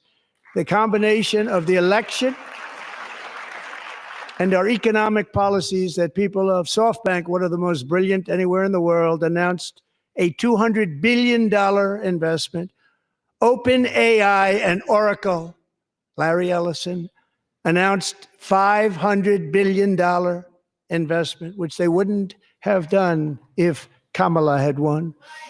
Apple announced $500 billion investment. Tim Cook called me. He said, I cannot spend it fast enough. It's going to be much higher than that, I believe. They'll be building their plants here instead of in China. And just yesterday, Taiwan Semiconductor, the biggest in the world, most powerful in the world, has a tremendous amount, 97% of the market, announced a $165 billion investment to build the most powerful chips on earth right here in the USA.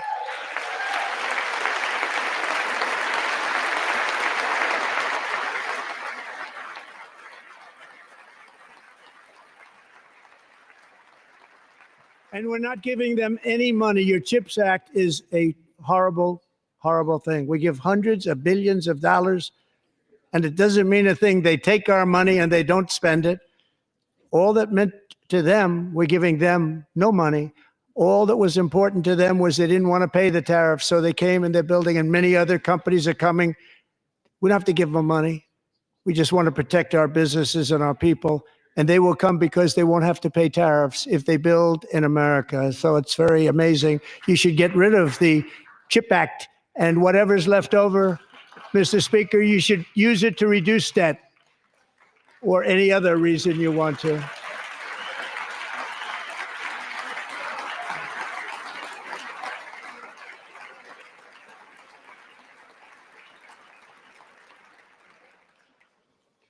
Our new trade policy will also be great for the American farmer. I love the farmer. Who will now be selling into our home market, the USA, because nobody is going to be able to compete with you. Because there's goods that come in from other countries and companies.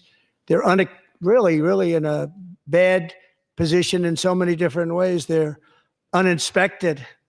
They may be very dirty and disgusting, and they come in and they pour in, and they hurt our American farmers. The tariffs will go on agricultural product coming into America, and our farmers, starting on April 2nd, it may be a little bit of an adjustment period.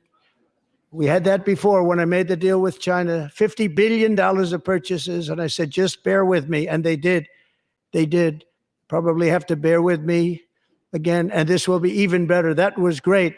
The problem with it was that Biden didn't enforce it. He didn't enforce it. $50 billion of purchases, and we were doing great, but Biden did not enforce it, and it hurt our farmers. But our farmers are going to have a field day right now. So to our farmers, have a lot of fun. I love you too. I love you too. It's all going to happen.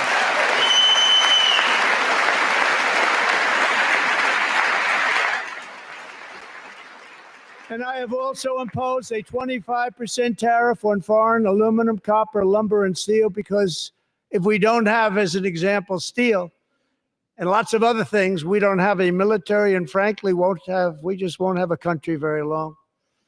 Here today is a proud American steelworker, fantastic person from Decatur, Alabama, Jeff Denard. Has been working at the same steel plant for 27 years in a job that has allowed him to serve as the captain of his local volunteer fire department, raise 7 children with his beautiful wife, Nicole, and over the years provide a loving home for more than 40 foster children. So great, Jeff.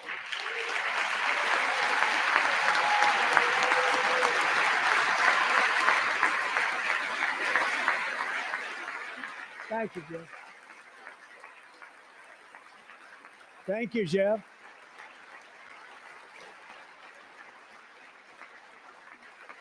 Stories like Jeff's remind us that tariffs are not just about protecting American jobs. They're about protecting the soul of our country. Tariffs are about making America rich again and making America great again, and it's happening, and it will happen rather quickly. There'll be a little disturbance, but we're okay with that. It won't be much. No, you're not. Oh. And look where Biden took us, very low, the lowest we've ever been. Jeff, I want to thank you very much. And I also want to recognize another person who has devoted herself to foster care community. She works so hard on it. A very loving person, our magnificent First Lady of the United States.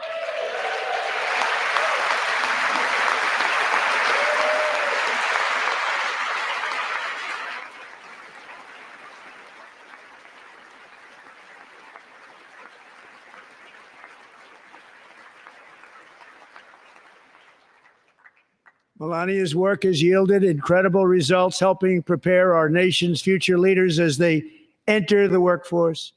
Our First Lady is joined by 2 impressive young women, very impressive. Haley Ferguson, who benefited from the First Lady's Fostering the Future initiative and is poised to complete her education and become a teacher. And Elliston Berry, who became a victim of an illicit deepfake image produced by a peer. With Elliston's help, the Senate just passed the Take It Down Act, and this is so important. Thank you very much, John. John Thune, thank you. Stand up, John. Thank you, John.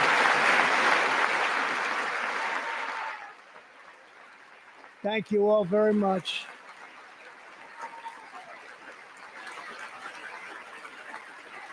Thank you.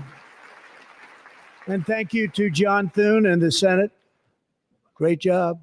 To criminalize the publication of such images online is terrible, terrible thing. And once it passes the House, I look forward to signing that bill into law. Thank you. And I'm going to use that bill for myself, too, if you don't mind. Because nobody gets treated worse than I do online. Nobody. That's great. Thank you very much to the Senate. Thank you. But if we truly care about protecting Americans' children, no step is more crucial than securing America's borders. Over the past 4 years, 21 million people poured into the United States. Many of them were murderers, human traffickers, gang members, and other criminals from the streets of dangerous cities all throughout the world. Because of Joe Biden's insane and very dangerous open border policies, they are now strongly embedded in our country, but we are getting them out and getting them out fast.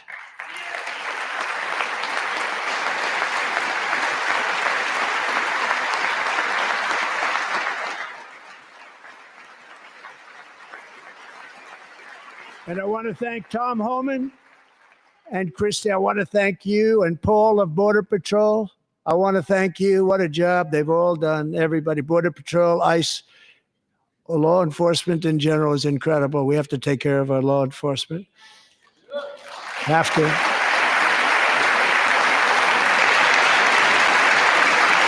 Last year, a brilliant 22-year-old nursing student named Laken Riley, the best in her class, admired by everybody, went out for a jog on the campus of the University of Georgia. That morning, Laken was viciously attacked, assaulted, beaten, brutalized, and horrifically murdered.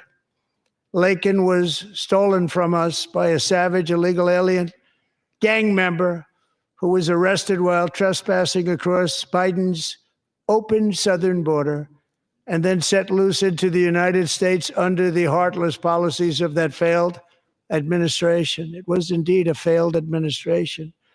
He had then been arrested and released in a Democrat-run sanctuary city, a disaster, before ending the life of this beautiful young angel. With us this evening are Laken's beloved mother, Allison, and her sister, Lauren.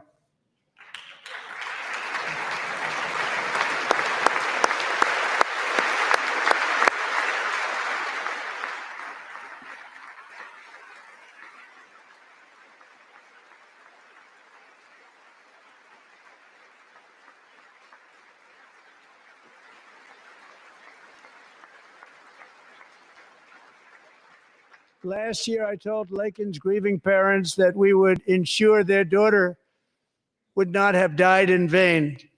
That's why the very first bill I signed into law as your 47th president mandates the detention of all dangerous criminal aliens who threaten public safety. It's a very strong, powerful act.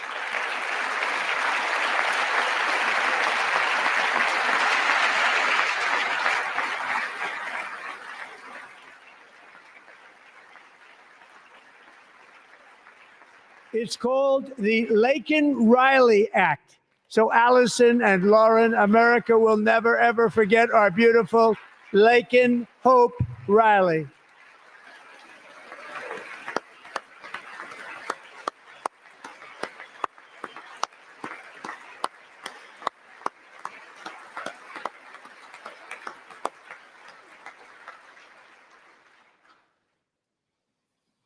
Thank you very much. Since taking office, my administration has launched the most sweeping border and immigration crackdown in American history, and we quickly achieved the lowest numbers of illegal border crossers ever recorded. Thank you.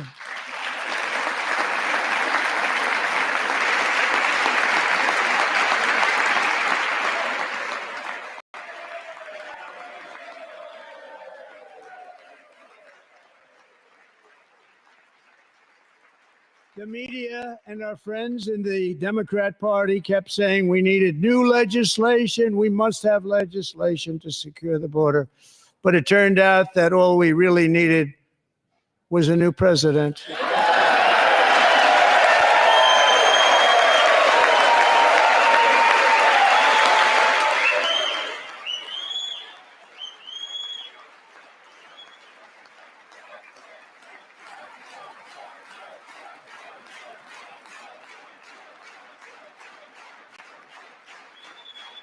Thank you.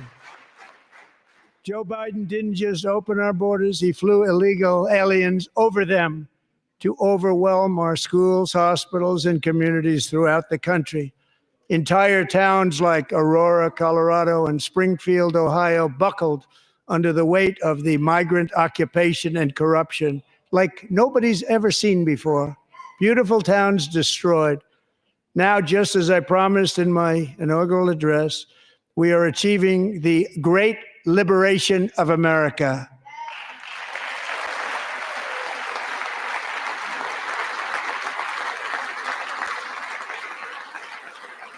But there still is much work to be done. Here tonight is a woman I have gotten to know, Alexis Nungari from Houston. Wonderful woman. Last June, Alexis's 12-year-old daughter, her precious Jocelyn, walked to a nearby convenience store. She was kidnapped, tied up, assaulted for 2 hours under a bridge, and horrifically murdered. Arrested and charged with this heinous crime are 2 illegal alien monsters from Venezuela, released into America by the last administration through their ridiculous open border. The death of this beautiful 12-year-old girl and the agony of her mother and family touched our entire nation greatly. Alexis, I promised that we would always remember your daughter, your magnificent daughter, and earlier tonight, I signed an order keeping my word to you. One thing I have learned about Jocelyn is that she loved animals so much. She loved nature.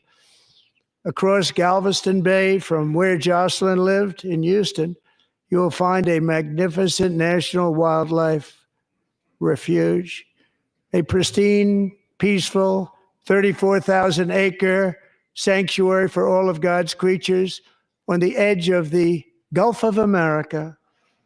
Alexis, moments ago, I formally renamed that refuge in loving memory of your beautiful daughter, Jocelyn. So, Mr. Vice President, if you would, may I have the order?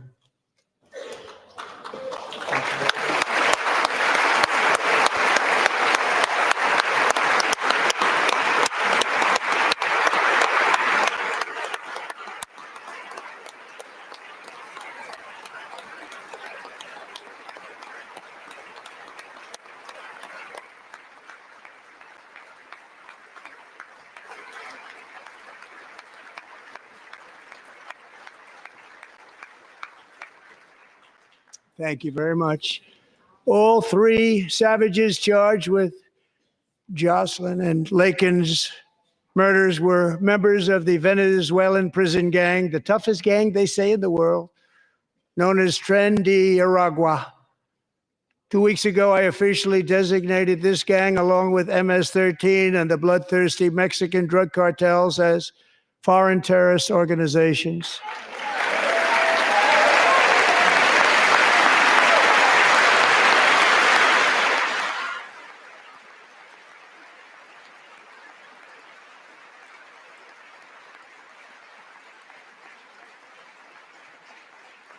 They are now officially in the same category as ISIS, and that's not good for them. Countless thousands of these terrorists were welcomed into the U.S. by the Biden administration. But now every last one will be rounded up and forcibly removed from our country, or, if they're too dangerous, put in jails, standing trial in this country, because we don't want them to come back ever. With us this evening is a warrior on the front lines of that battle, Border Patrol Agent Roberto Ortiz. Great guy.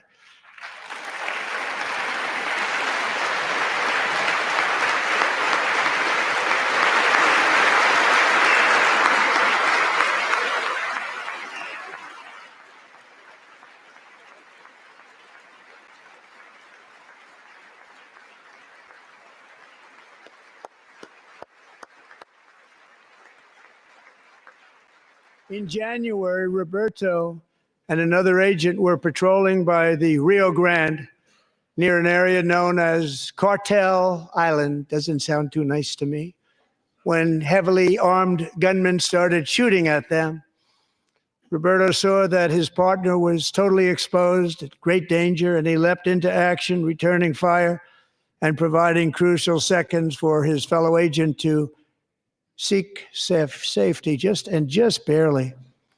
I have some of the prints of that event, and it was not good. Agent Ortiz, we salute you for your great courage and for your line of fire that you took and for the bravery that you showed. We honor you, and we will always honor you. Thank you, Roberto, very much.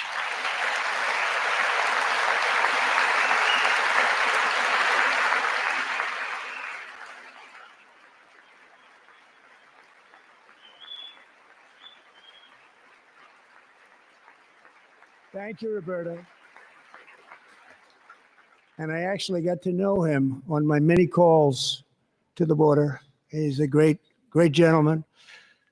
The territory to the immediate south of our border is now dominated entirely by criminal cartels that murder, rape, torture, and exercise total control. They have total control over a whole nation, posing a grave threat to our national security. The cartels are waging war in America, and it's time for America to wage war on the cartels, which we are doing.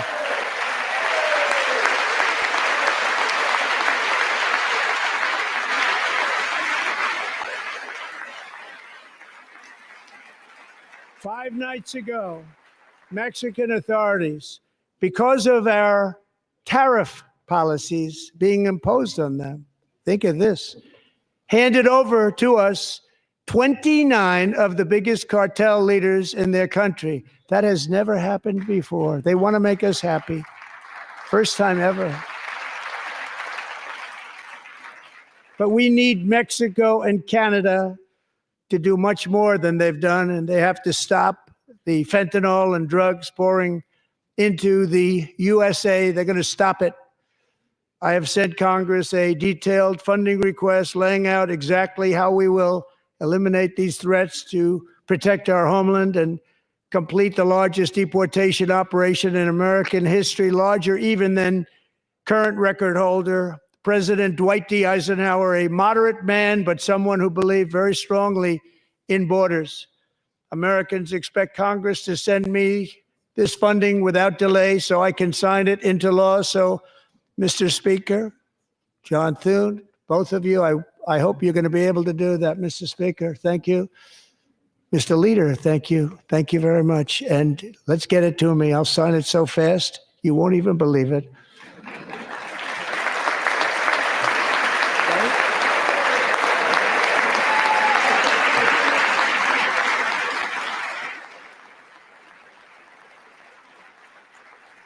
And as we reclaim our sovereignty, we must also bring back law and order to our cities and towns.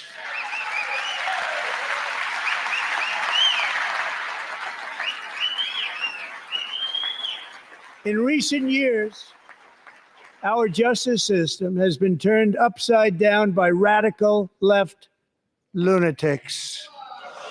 Many jurisdictions virtually ceased enforcing the law against dangerous repeat offenders while weaponizing law enforcement against political opponents like me. My administration has acted swiftly and decisively to restore fair, equal, and impartial justice under the constitutional rule of law, starting at the FBI and the DOJ. Pam, good luck. Cash, wherever you may be, good luck. Good luck. Pam Bond.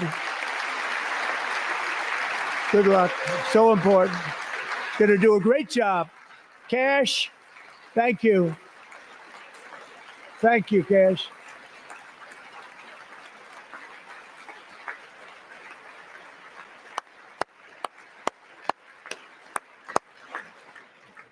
They've already started very strong. They're going to do a fantastic job. You're going to be very proud of them. We're also once again giving our police officers the support, protection, and respect they so dearly deserve. They have to get it. They have such a hard, dangerous job, but we're going to make it less dangerous. The problem is the bad guys don't respect the law, but they're starting to respect it, and they soon will respect it. This also includes our great fire departments throughout the country. Our firemen and women are unbelievable people, and we'll never forget them. And besides that, they voted for me in record numbers, so I have no choice.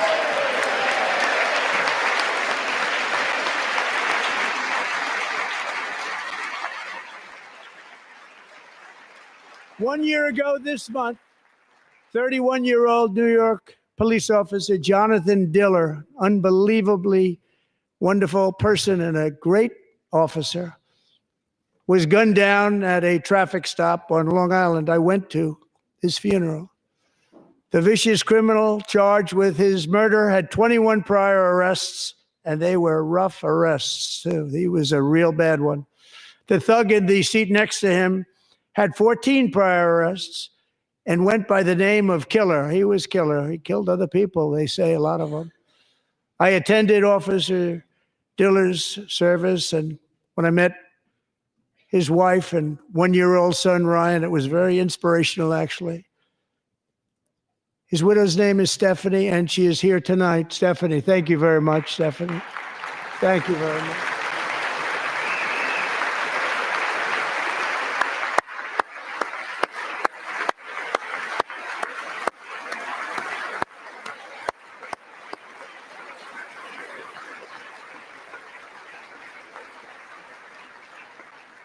Stephanie, we're going to make sure that Ryan knows his dad was a true hero, New York's finest, and we're going to get these cold-blooded killers and repeat offenders off our streets, and we're going to do it fast.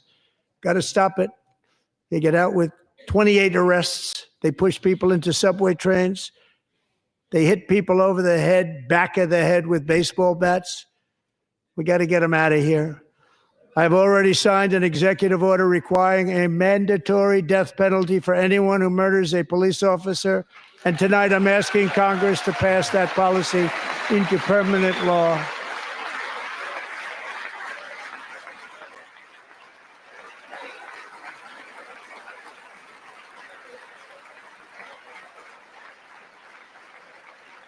I'm also asking for a new crime bill getting tough on repeat offenders while enhancing protections for America's police officers so they can do their jobs without fear of their lives being totally destroyed. They don't want to be killed. We're not going to let them be killed. Joining us in the gallery tonight is a young man who truly loves our police. His name is DJ Daniel. He is 13 years old, and he has always dreamed of becoming a police officer.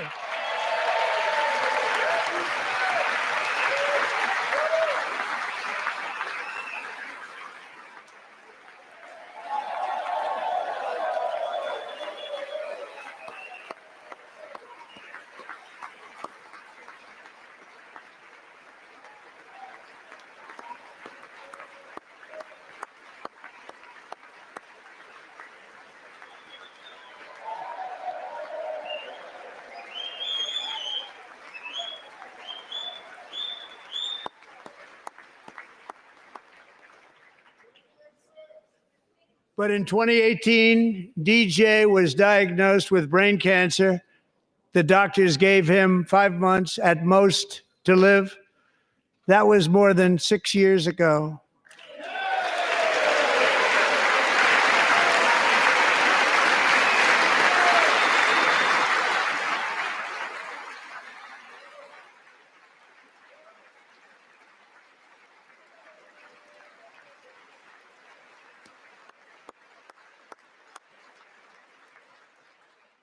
Since that time, DJ and his dad have been on a quest to make his dream come true, and DJ has been sworn in as an honorary law enforcement officer, actually a number of times. The police love him, the police departments love him.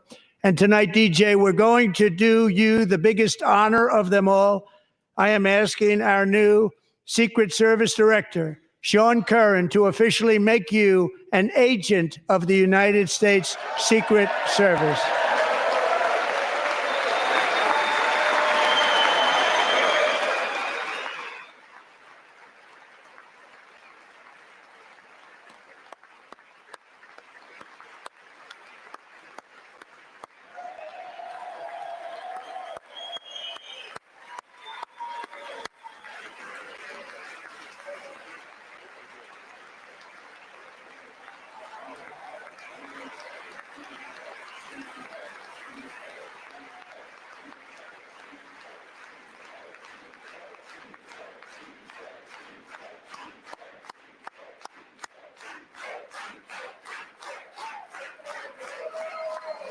Thank you, DJ. DJ's doctors believe his cancer likely came from a chemical he was exposed to when he was younger. Since 1975, rates of child cancer have increased by more than 40%. Reversing this trend is one of the top priorities for our new presidential commission to make America healthy again, chaired by our new Secretary of Health and Human Services, Robert F. Kennedy, Jr.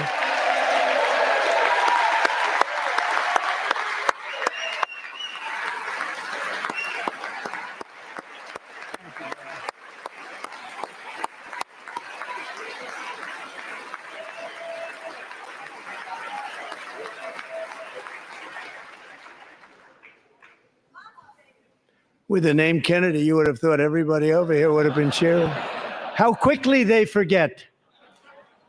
Our goal is to get toxins out of our environment, poisons out of our food supply, and keep our children healthy and strong.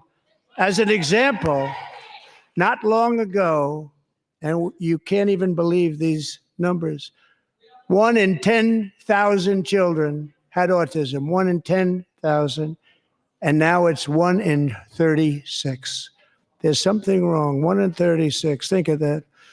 So we're going to find out what it is, and there's nobody better than Bobby and all of the people that are working with you. You have the best to figure out what is going on. Okay, Bobby, good luck. It's a very important job. Thank you. Look at him.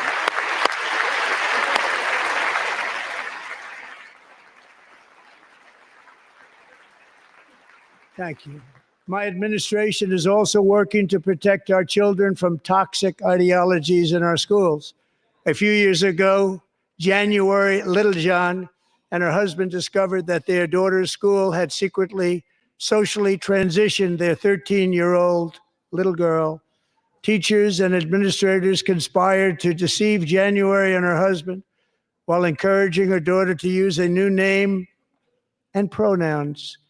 They, them pronoun, actually, all without telling January, who is here tonight and is now a courageous advocate against this form of child abuse. January, thank you. Thank you. Thank you very much. Thank you.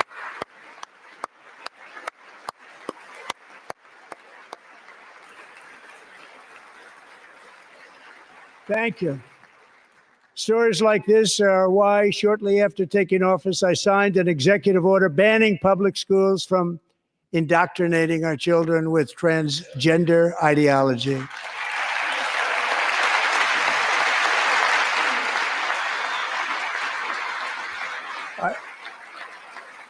I also signed an order to cut off all taxpayer funding to any institution that engages in the sexual mutilation of our youth.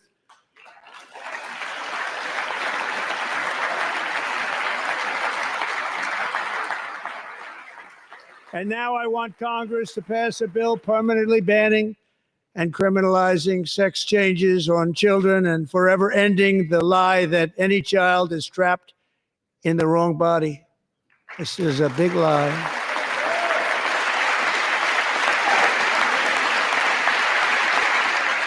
And our message to every child in America is that you are perfect exactly the way God made you.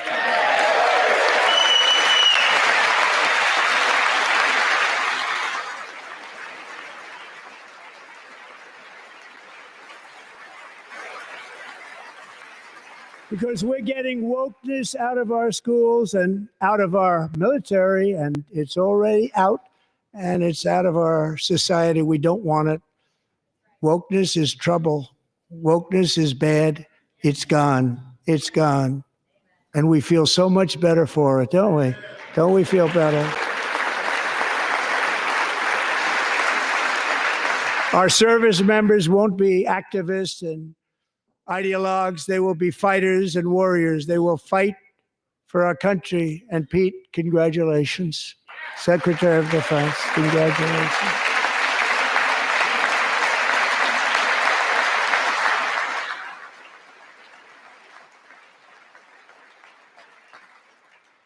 And he's not big into the woke movement, I can tell you. I know him well. I am pleased to report that in January, the U.S. Army had its single best recruiting month in 15 years, and that all armed services are having among the best recruiting results ever in the history of our services. What a difference.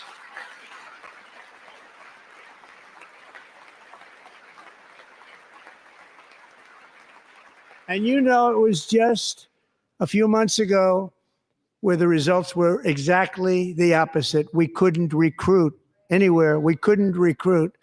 Now we're having the best results just about that we've ever had. What a tremendous turnaround. It's really a beautiful thing to see. People love our country again. It's very simple. They love our country and they love being in our military again. So it's a great thing. And thank you very much. Great job. Thank you.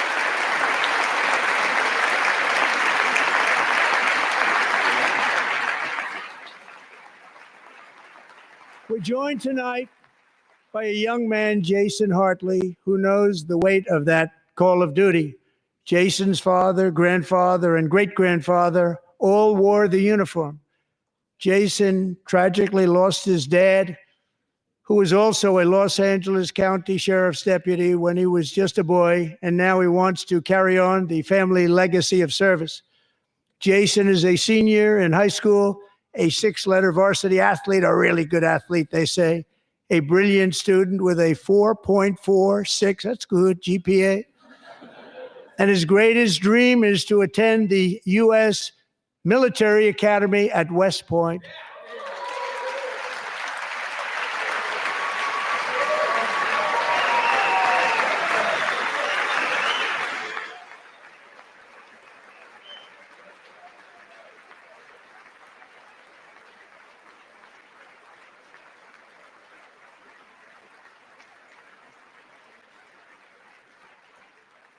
And Jason, that's a very big deal getting in. That's a hard one to get into. But I'm pleased to inform you that your application has been accepted. You will soon be joining the Corps of Cadets.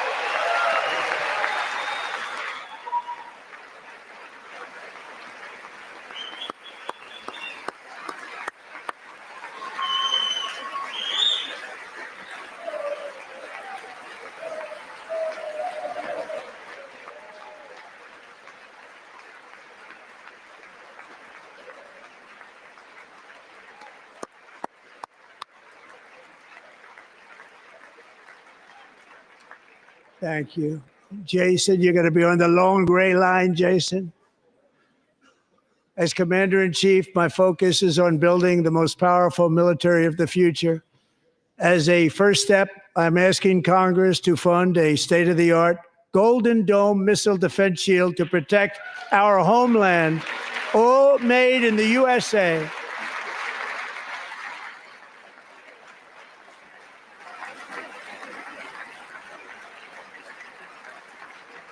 And Ronald Reagan wanted to do it long ago, but the technology just wasn't there, not even close. But now we have the technology. It's incredible, actually. And other places, they have it. Israel has it. Other places have it. And the United States should have it too, right, Tim, right? They should have it too. So I want to thank you. But it's a very, very important. This is a very dangerous world. We should have it. We want to be protected, and we're going to protect our citizens like never before. To boost our defense industrial base, we are also going to resurrect the American shipbuilding industry, including commercial shipbuilding and military shipbuilding.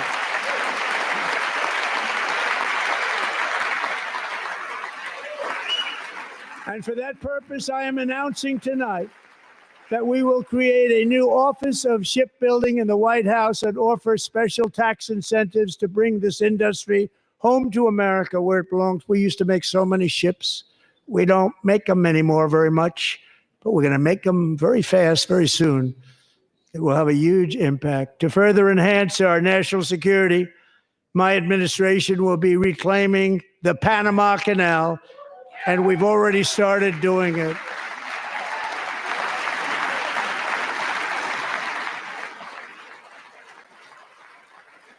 Just today, a large American company announced they are buying both ports around the Panama Canal and lots of other things having to do with the Panama Canal and a couple of other canals. The Panama Canal was built by Americans for Americans, not for others, but others could use it. But it was built at tremendous cost of American blood and treasure. 38,000 workers died building the Panama Canal. They died of malaria. They died of snake bites and mosquitoes. Not a nice place to work. They paid them very highly to go there, knowing there was a 25% chance that they would die. The most expensive project also that was ever built in our country's history, if you bring it up to modern day costs. It was given away by the Carter administration for $1, but that agreement has been violated very severely. We didn't give it to China. We gave it to Panama, and we're taking it back.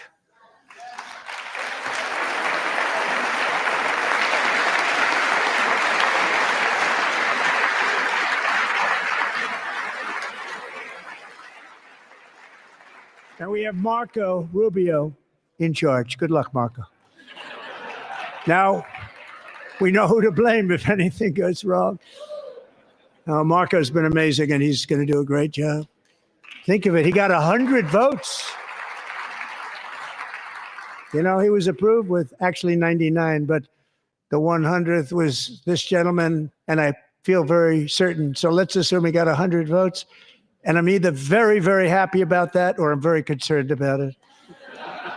But he's already proven. I mean, he's a great gentleman. He's respected by everybody, and we appreciate you voting for Marco. He's going to do a fantastic job. Thank you. Thank you. He's doing a great job. Great job. And I also have a message tonight for the incredible people of Greenland. We strongly support your right to determine your own future. And if you choose, we welcome you into the United States of America. We need Greenland for national security and even international security, and we're working with everybody involved to try and get it. But we need it really for international world security, and I think we're going to get it. One way or the other, we're going to get it. We will keep you safe. We will make you rich, and together we will take Greenland to heights like you have never thought possible before. It's a very small population, but very, very large piece of land and very, very important for military security. America is once again standing strong against the forces of radical Islamic terrorism. 3.5 years ago, ISIS terrorists killed 13 American service members and countless others in the Abbey Gate bombing during the disastrous and incompetent withdrawal from Afghanistan. Not that they were withdrawing, it was the way they withdrew. Perhaps the most embarrassing moment in the history of our country.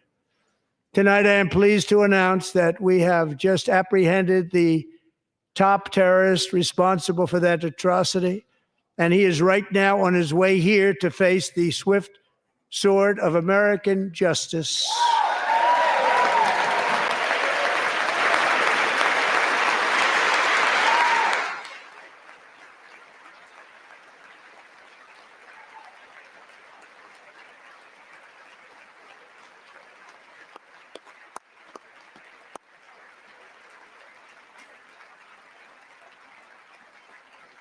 And I want to thank especially the government of Pakistan for helping arrest this monster. This was a very momentous day for those 13 families who I actually got to know very well, most of them, whose children were murdered, and the many people that were so badly, over 42 people, so badly injured on that fateful day in Afghanistan. What a horrible day. Such incompetence was shown. That when Putin saw what happened, I guess he said, wow, maybe this is my chance. That's how bad it was. Should have never happened. Grossly incompetent people. I spoke to many of the parents and loved ones, and they're all in our hearts tonight. Just spoke to them on the phone. We had a big call. Every one of them called, and Everybody was on the line, and they did nothing but cry with happiness. They were very happy, as happy as you can be under those circumstances. Their child, brother, sister, son, daughter was killed for no reason whatsoever. In the Middle East, we're bringing back our hostages from Gaza. In my first term, we achieved one of the most groundbreaking peace agreements in generations, the Abraham Accords.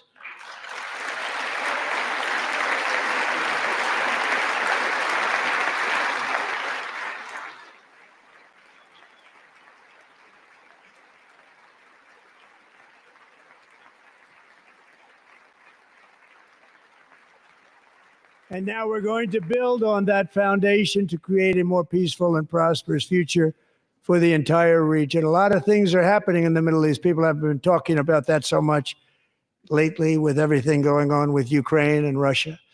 But a lot of things are happening in the Middle East. It's a rough neighborhood, actually. I'm also working tirelessly to end the savage conflict in Ukraine. Millions of Ukrainians and Russians have been needlessly killed or wounded in this horrific and brutal conflict with no end in sight. The United States has sent hundreds of billions of dollars to support Ukraine's defense with no security, with no anything.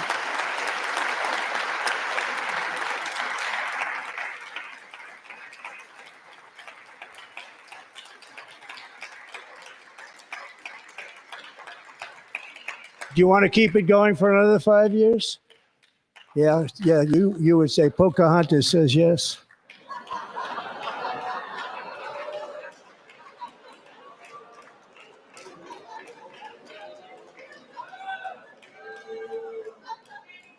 $2,000 people are being killed every single week.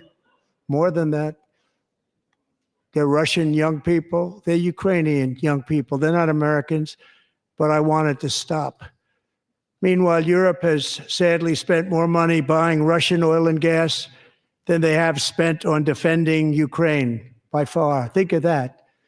They've spent more buying Russian oil and gas than they have defending. And we've spent perhaps $350 billion, like taking candy from a baby. That's what happened. And they've spent $100 billion. What a difference that is. And we have an ocean separating us, and they don't. But we're getting along very well with them, and lots of good things are happening. Biden has authorized more money in this fight than Europe has spent by billions and billions of dollars. It's hard to believe that they wouldn't have stopped it and said at some point, come on, let's equalize. You got to be equal to us. But that didn't happen. Earlier today, I received an important letter from President Zelensky of Ukraine. The letter reads, Ukraine is ready to come to the negotiating table as soon as possible to bring lasting peace closer. Nobody wants peace more than the Ukrainians, he said. My team and I stand ready to work under President Trump's strong leadership to get a peace that lasts. We do really value how much America has done to help Ukraine maintain its sovereignty and independence. Regarding the agreement on minerals and security, Ukraine is ready to sign it at any time that is convenient for you. I appreciate that he sent this letter, just got it a little while ago. Simultaneously, we've had serious discussions with Russia and have received strong signals that they are ready for peace. Wouldn't that be beautiful? Wouldn't that be beautiful?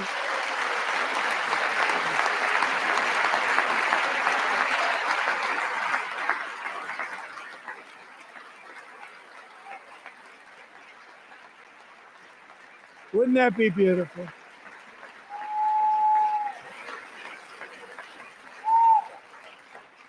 It's time to stop this madness. It's time to halt the killing. It's time to end the senseless war. If you want to end wars, you have to talk to both sides.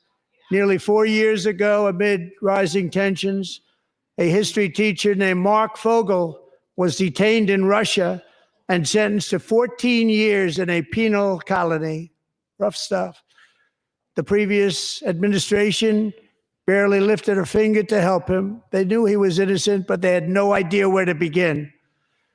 But last summer, I promised his 95-year-old mother, Malphine, that we would bring her boy safely back home.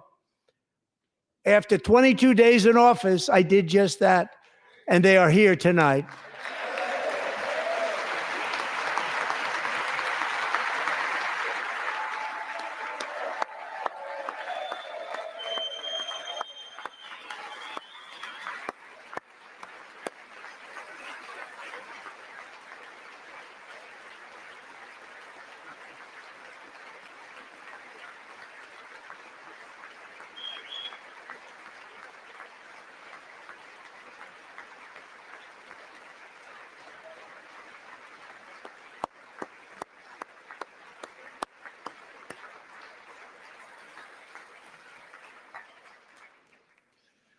To Mark and his great mom, we are delighted to have you safe and sound and with us.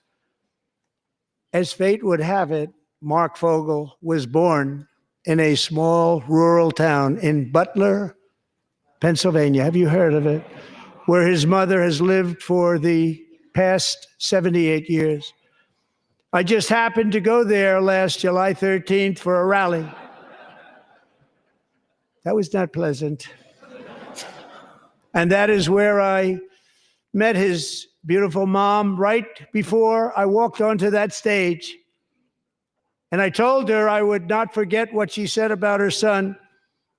And I never did I? Never forgot. Less than 10 minutes later, at that same rally, gunfire rang out, and a sick and deranged assassin unloaded 8 bullets from his sniper's perch into a crowd of many thousands of people. My life was saved by a fraction of an inch, but some were not so lucky. Corey Comparator was a firefighter, a veteran, a Christian, a husband, a devoted father, and above all, a protector. When the sound of gunshots pierced the air, it was a horrible sound. Corey knew instantly what it was and what to do. He threw himself on top of his wife and daughters and shielded them from the bullets with his own body. Corey was hit really hard. You know the story from there. He sacrificed his life to save theirs. 2 others, very fine people, were also seriously hit. But thankfully, with the help of 2 great country doctors, we thought they were gone and they were saved. So those doctors had great talent.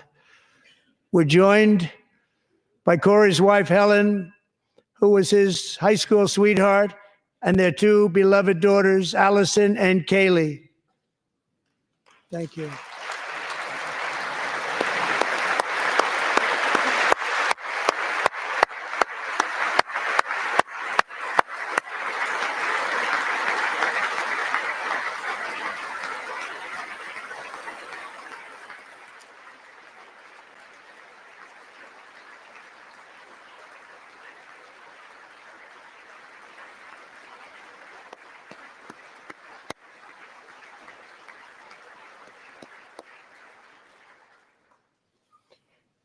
To Helen, Allison, and Kaylee, Corey is looking down on his 3 beautiful ladies right now, and he is cheering you on. He loves you. He is cheering you on. Corey was taken from us much too soon, but his destiny was to leave us all with a shining example of the selfless devotion of a true American patriot. It was love like Corey's that built our country, and it's love like Corey's that is going to make our country more majestic than ever before. I believe that my life was saved that day in Butler for a very good reason. I was saved by God to make America great again. I believe that. Thank you. Thank you.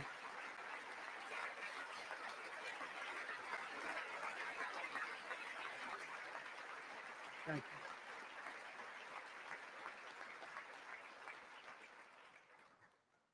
Thank you very much. From the patriots of Lexington and Concord to the heroes of Gettysburg and Normandy, from the warriors who crossed the Delaware to the trailblazers who climbed the Rockies, and from the legends who soared at Kitty Hawk to the astronauts who touched the moon, Americans have always been the people who defied all odds, transcended all dangers, made the most extraordinary sacrifices, and did whatever it took to defend our children, our country, and our freedom. And as we have seen in this chamber tonight, that same strength, faith, love, and spirit is still alive and thriving in the hearts of the American people. Despite the best efforts of those who would try to censor us, silence us, break us, destroy us, Americans are today a proud, free, sovereign, and independent nation that will always be free, and we will fight for it till death. We will never let anything happen to our beloved country, because we are a country of doers, dreamers, fighters, and survivors. Our ancestors crossed a vast ocean, strode into the unknown wilderness, and carved their fortunes from the rock and soil of a perilous and very dangerous frontier. They chased our destiny across a boundless continent. They built the railroads, laid the highways, and graced the world with American marvels like the Empire State Building, the mighty Hoover Dam, and the towering Golden Gate Bridge. They lit the world with electricity, broke free of the force of gravity, fired up the engines of American industry, vanquished the communists, fascists, and Marxists all over the world, and gave us countless modern wonders sculptured out of iron, glass, and steel. We stand on the shoulders of these pioneers who won and built the modern age. These workers who poured their sweat into the skylines of our cities. These warriors who shed their blood on fields of battle and gave everything they had for our rights and for our freedom. Now it is our time to take up the righteous cause of American liberty. And it is our turn to take America's destiny into our own hands and begin the most thrilling days in the history of our country. This will be our greatest era.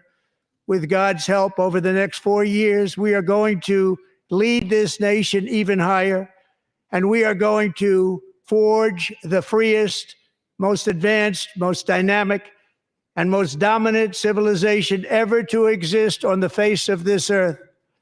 We are going to create the highest quality of life, build the safest and wealthiest and healthiest and most vital communities anywhere in the world.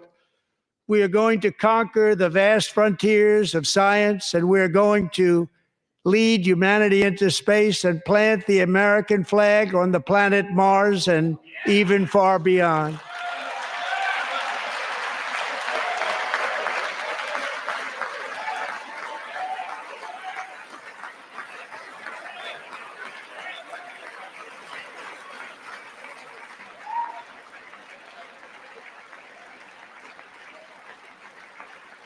And through it all, we are going to rediscover the unstoppable power of the American spirit.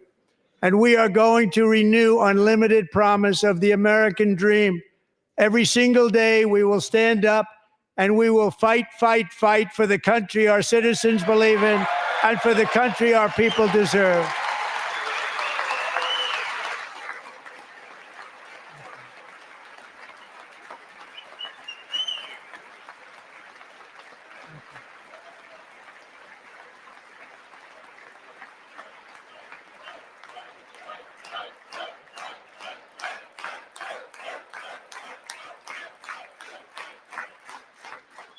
My fellow Americans, get ready for an incredible future, because the golden age of America has only just begun. It will be like nothing that has ever been seen before. Thank you. God bless you, and God bless America.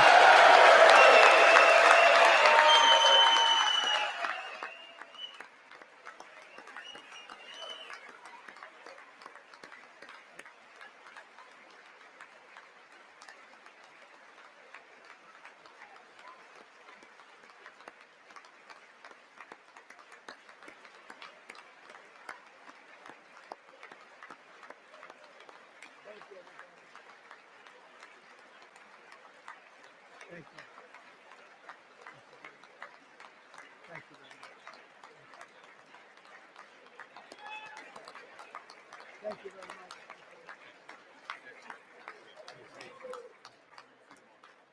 Thank you very much.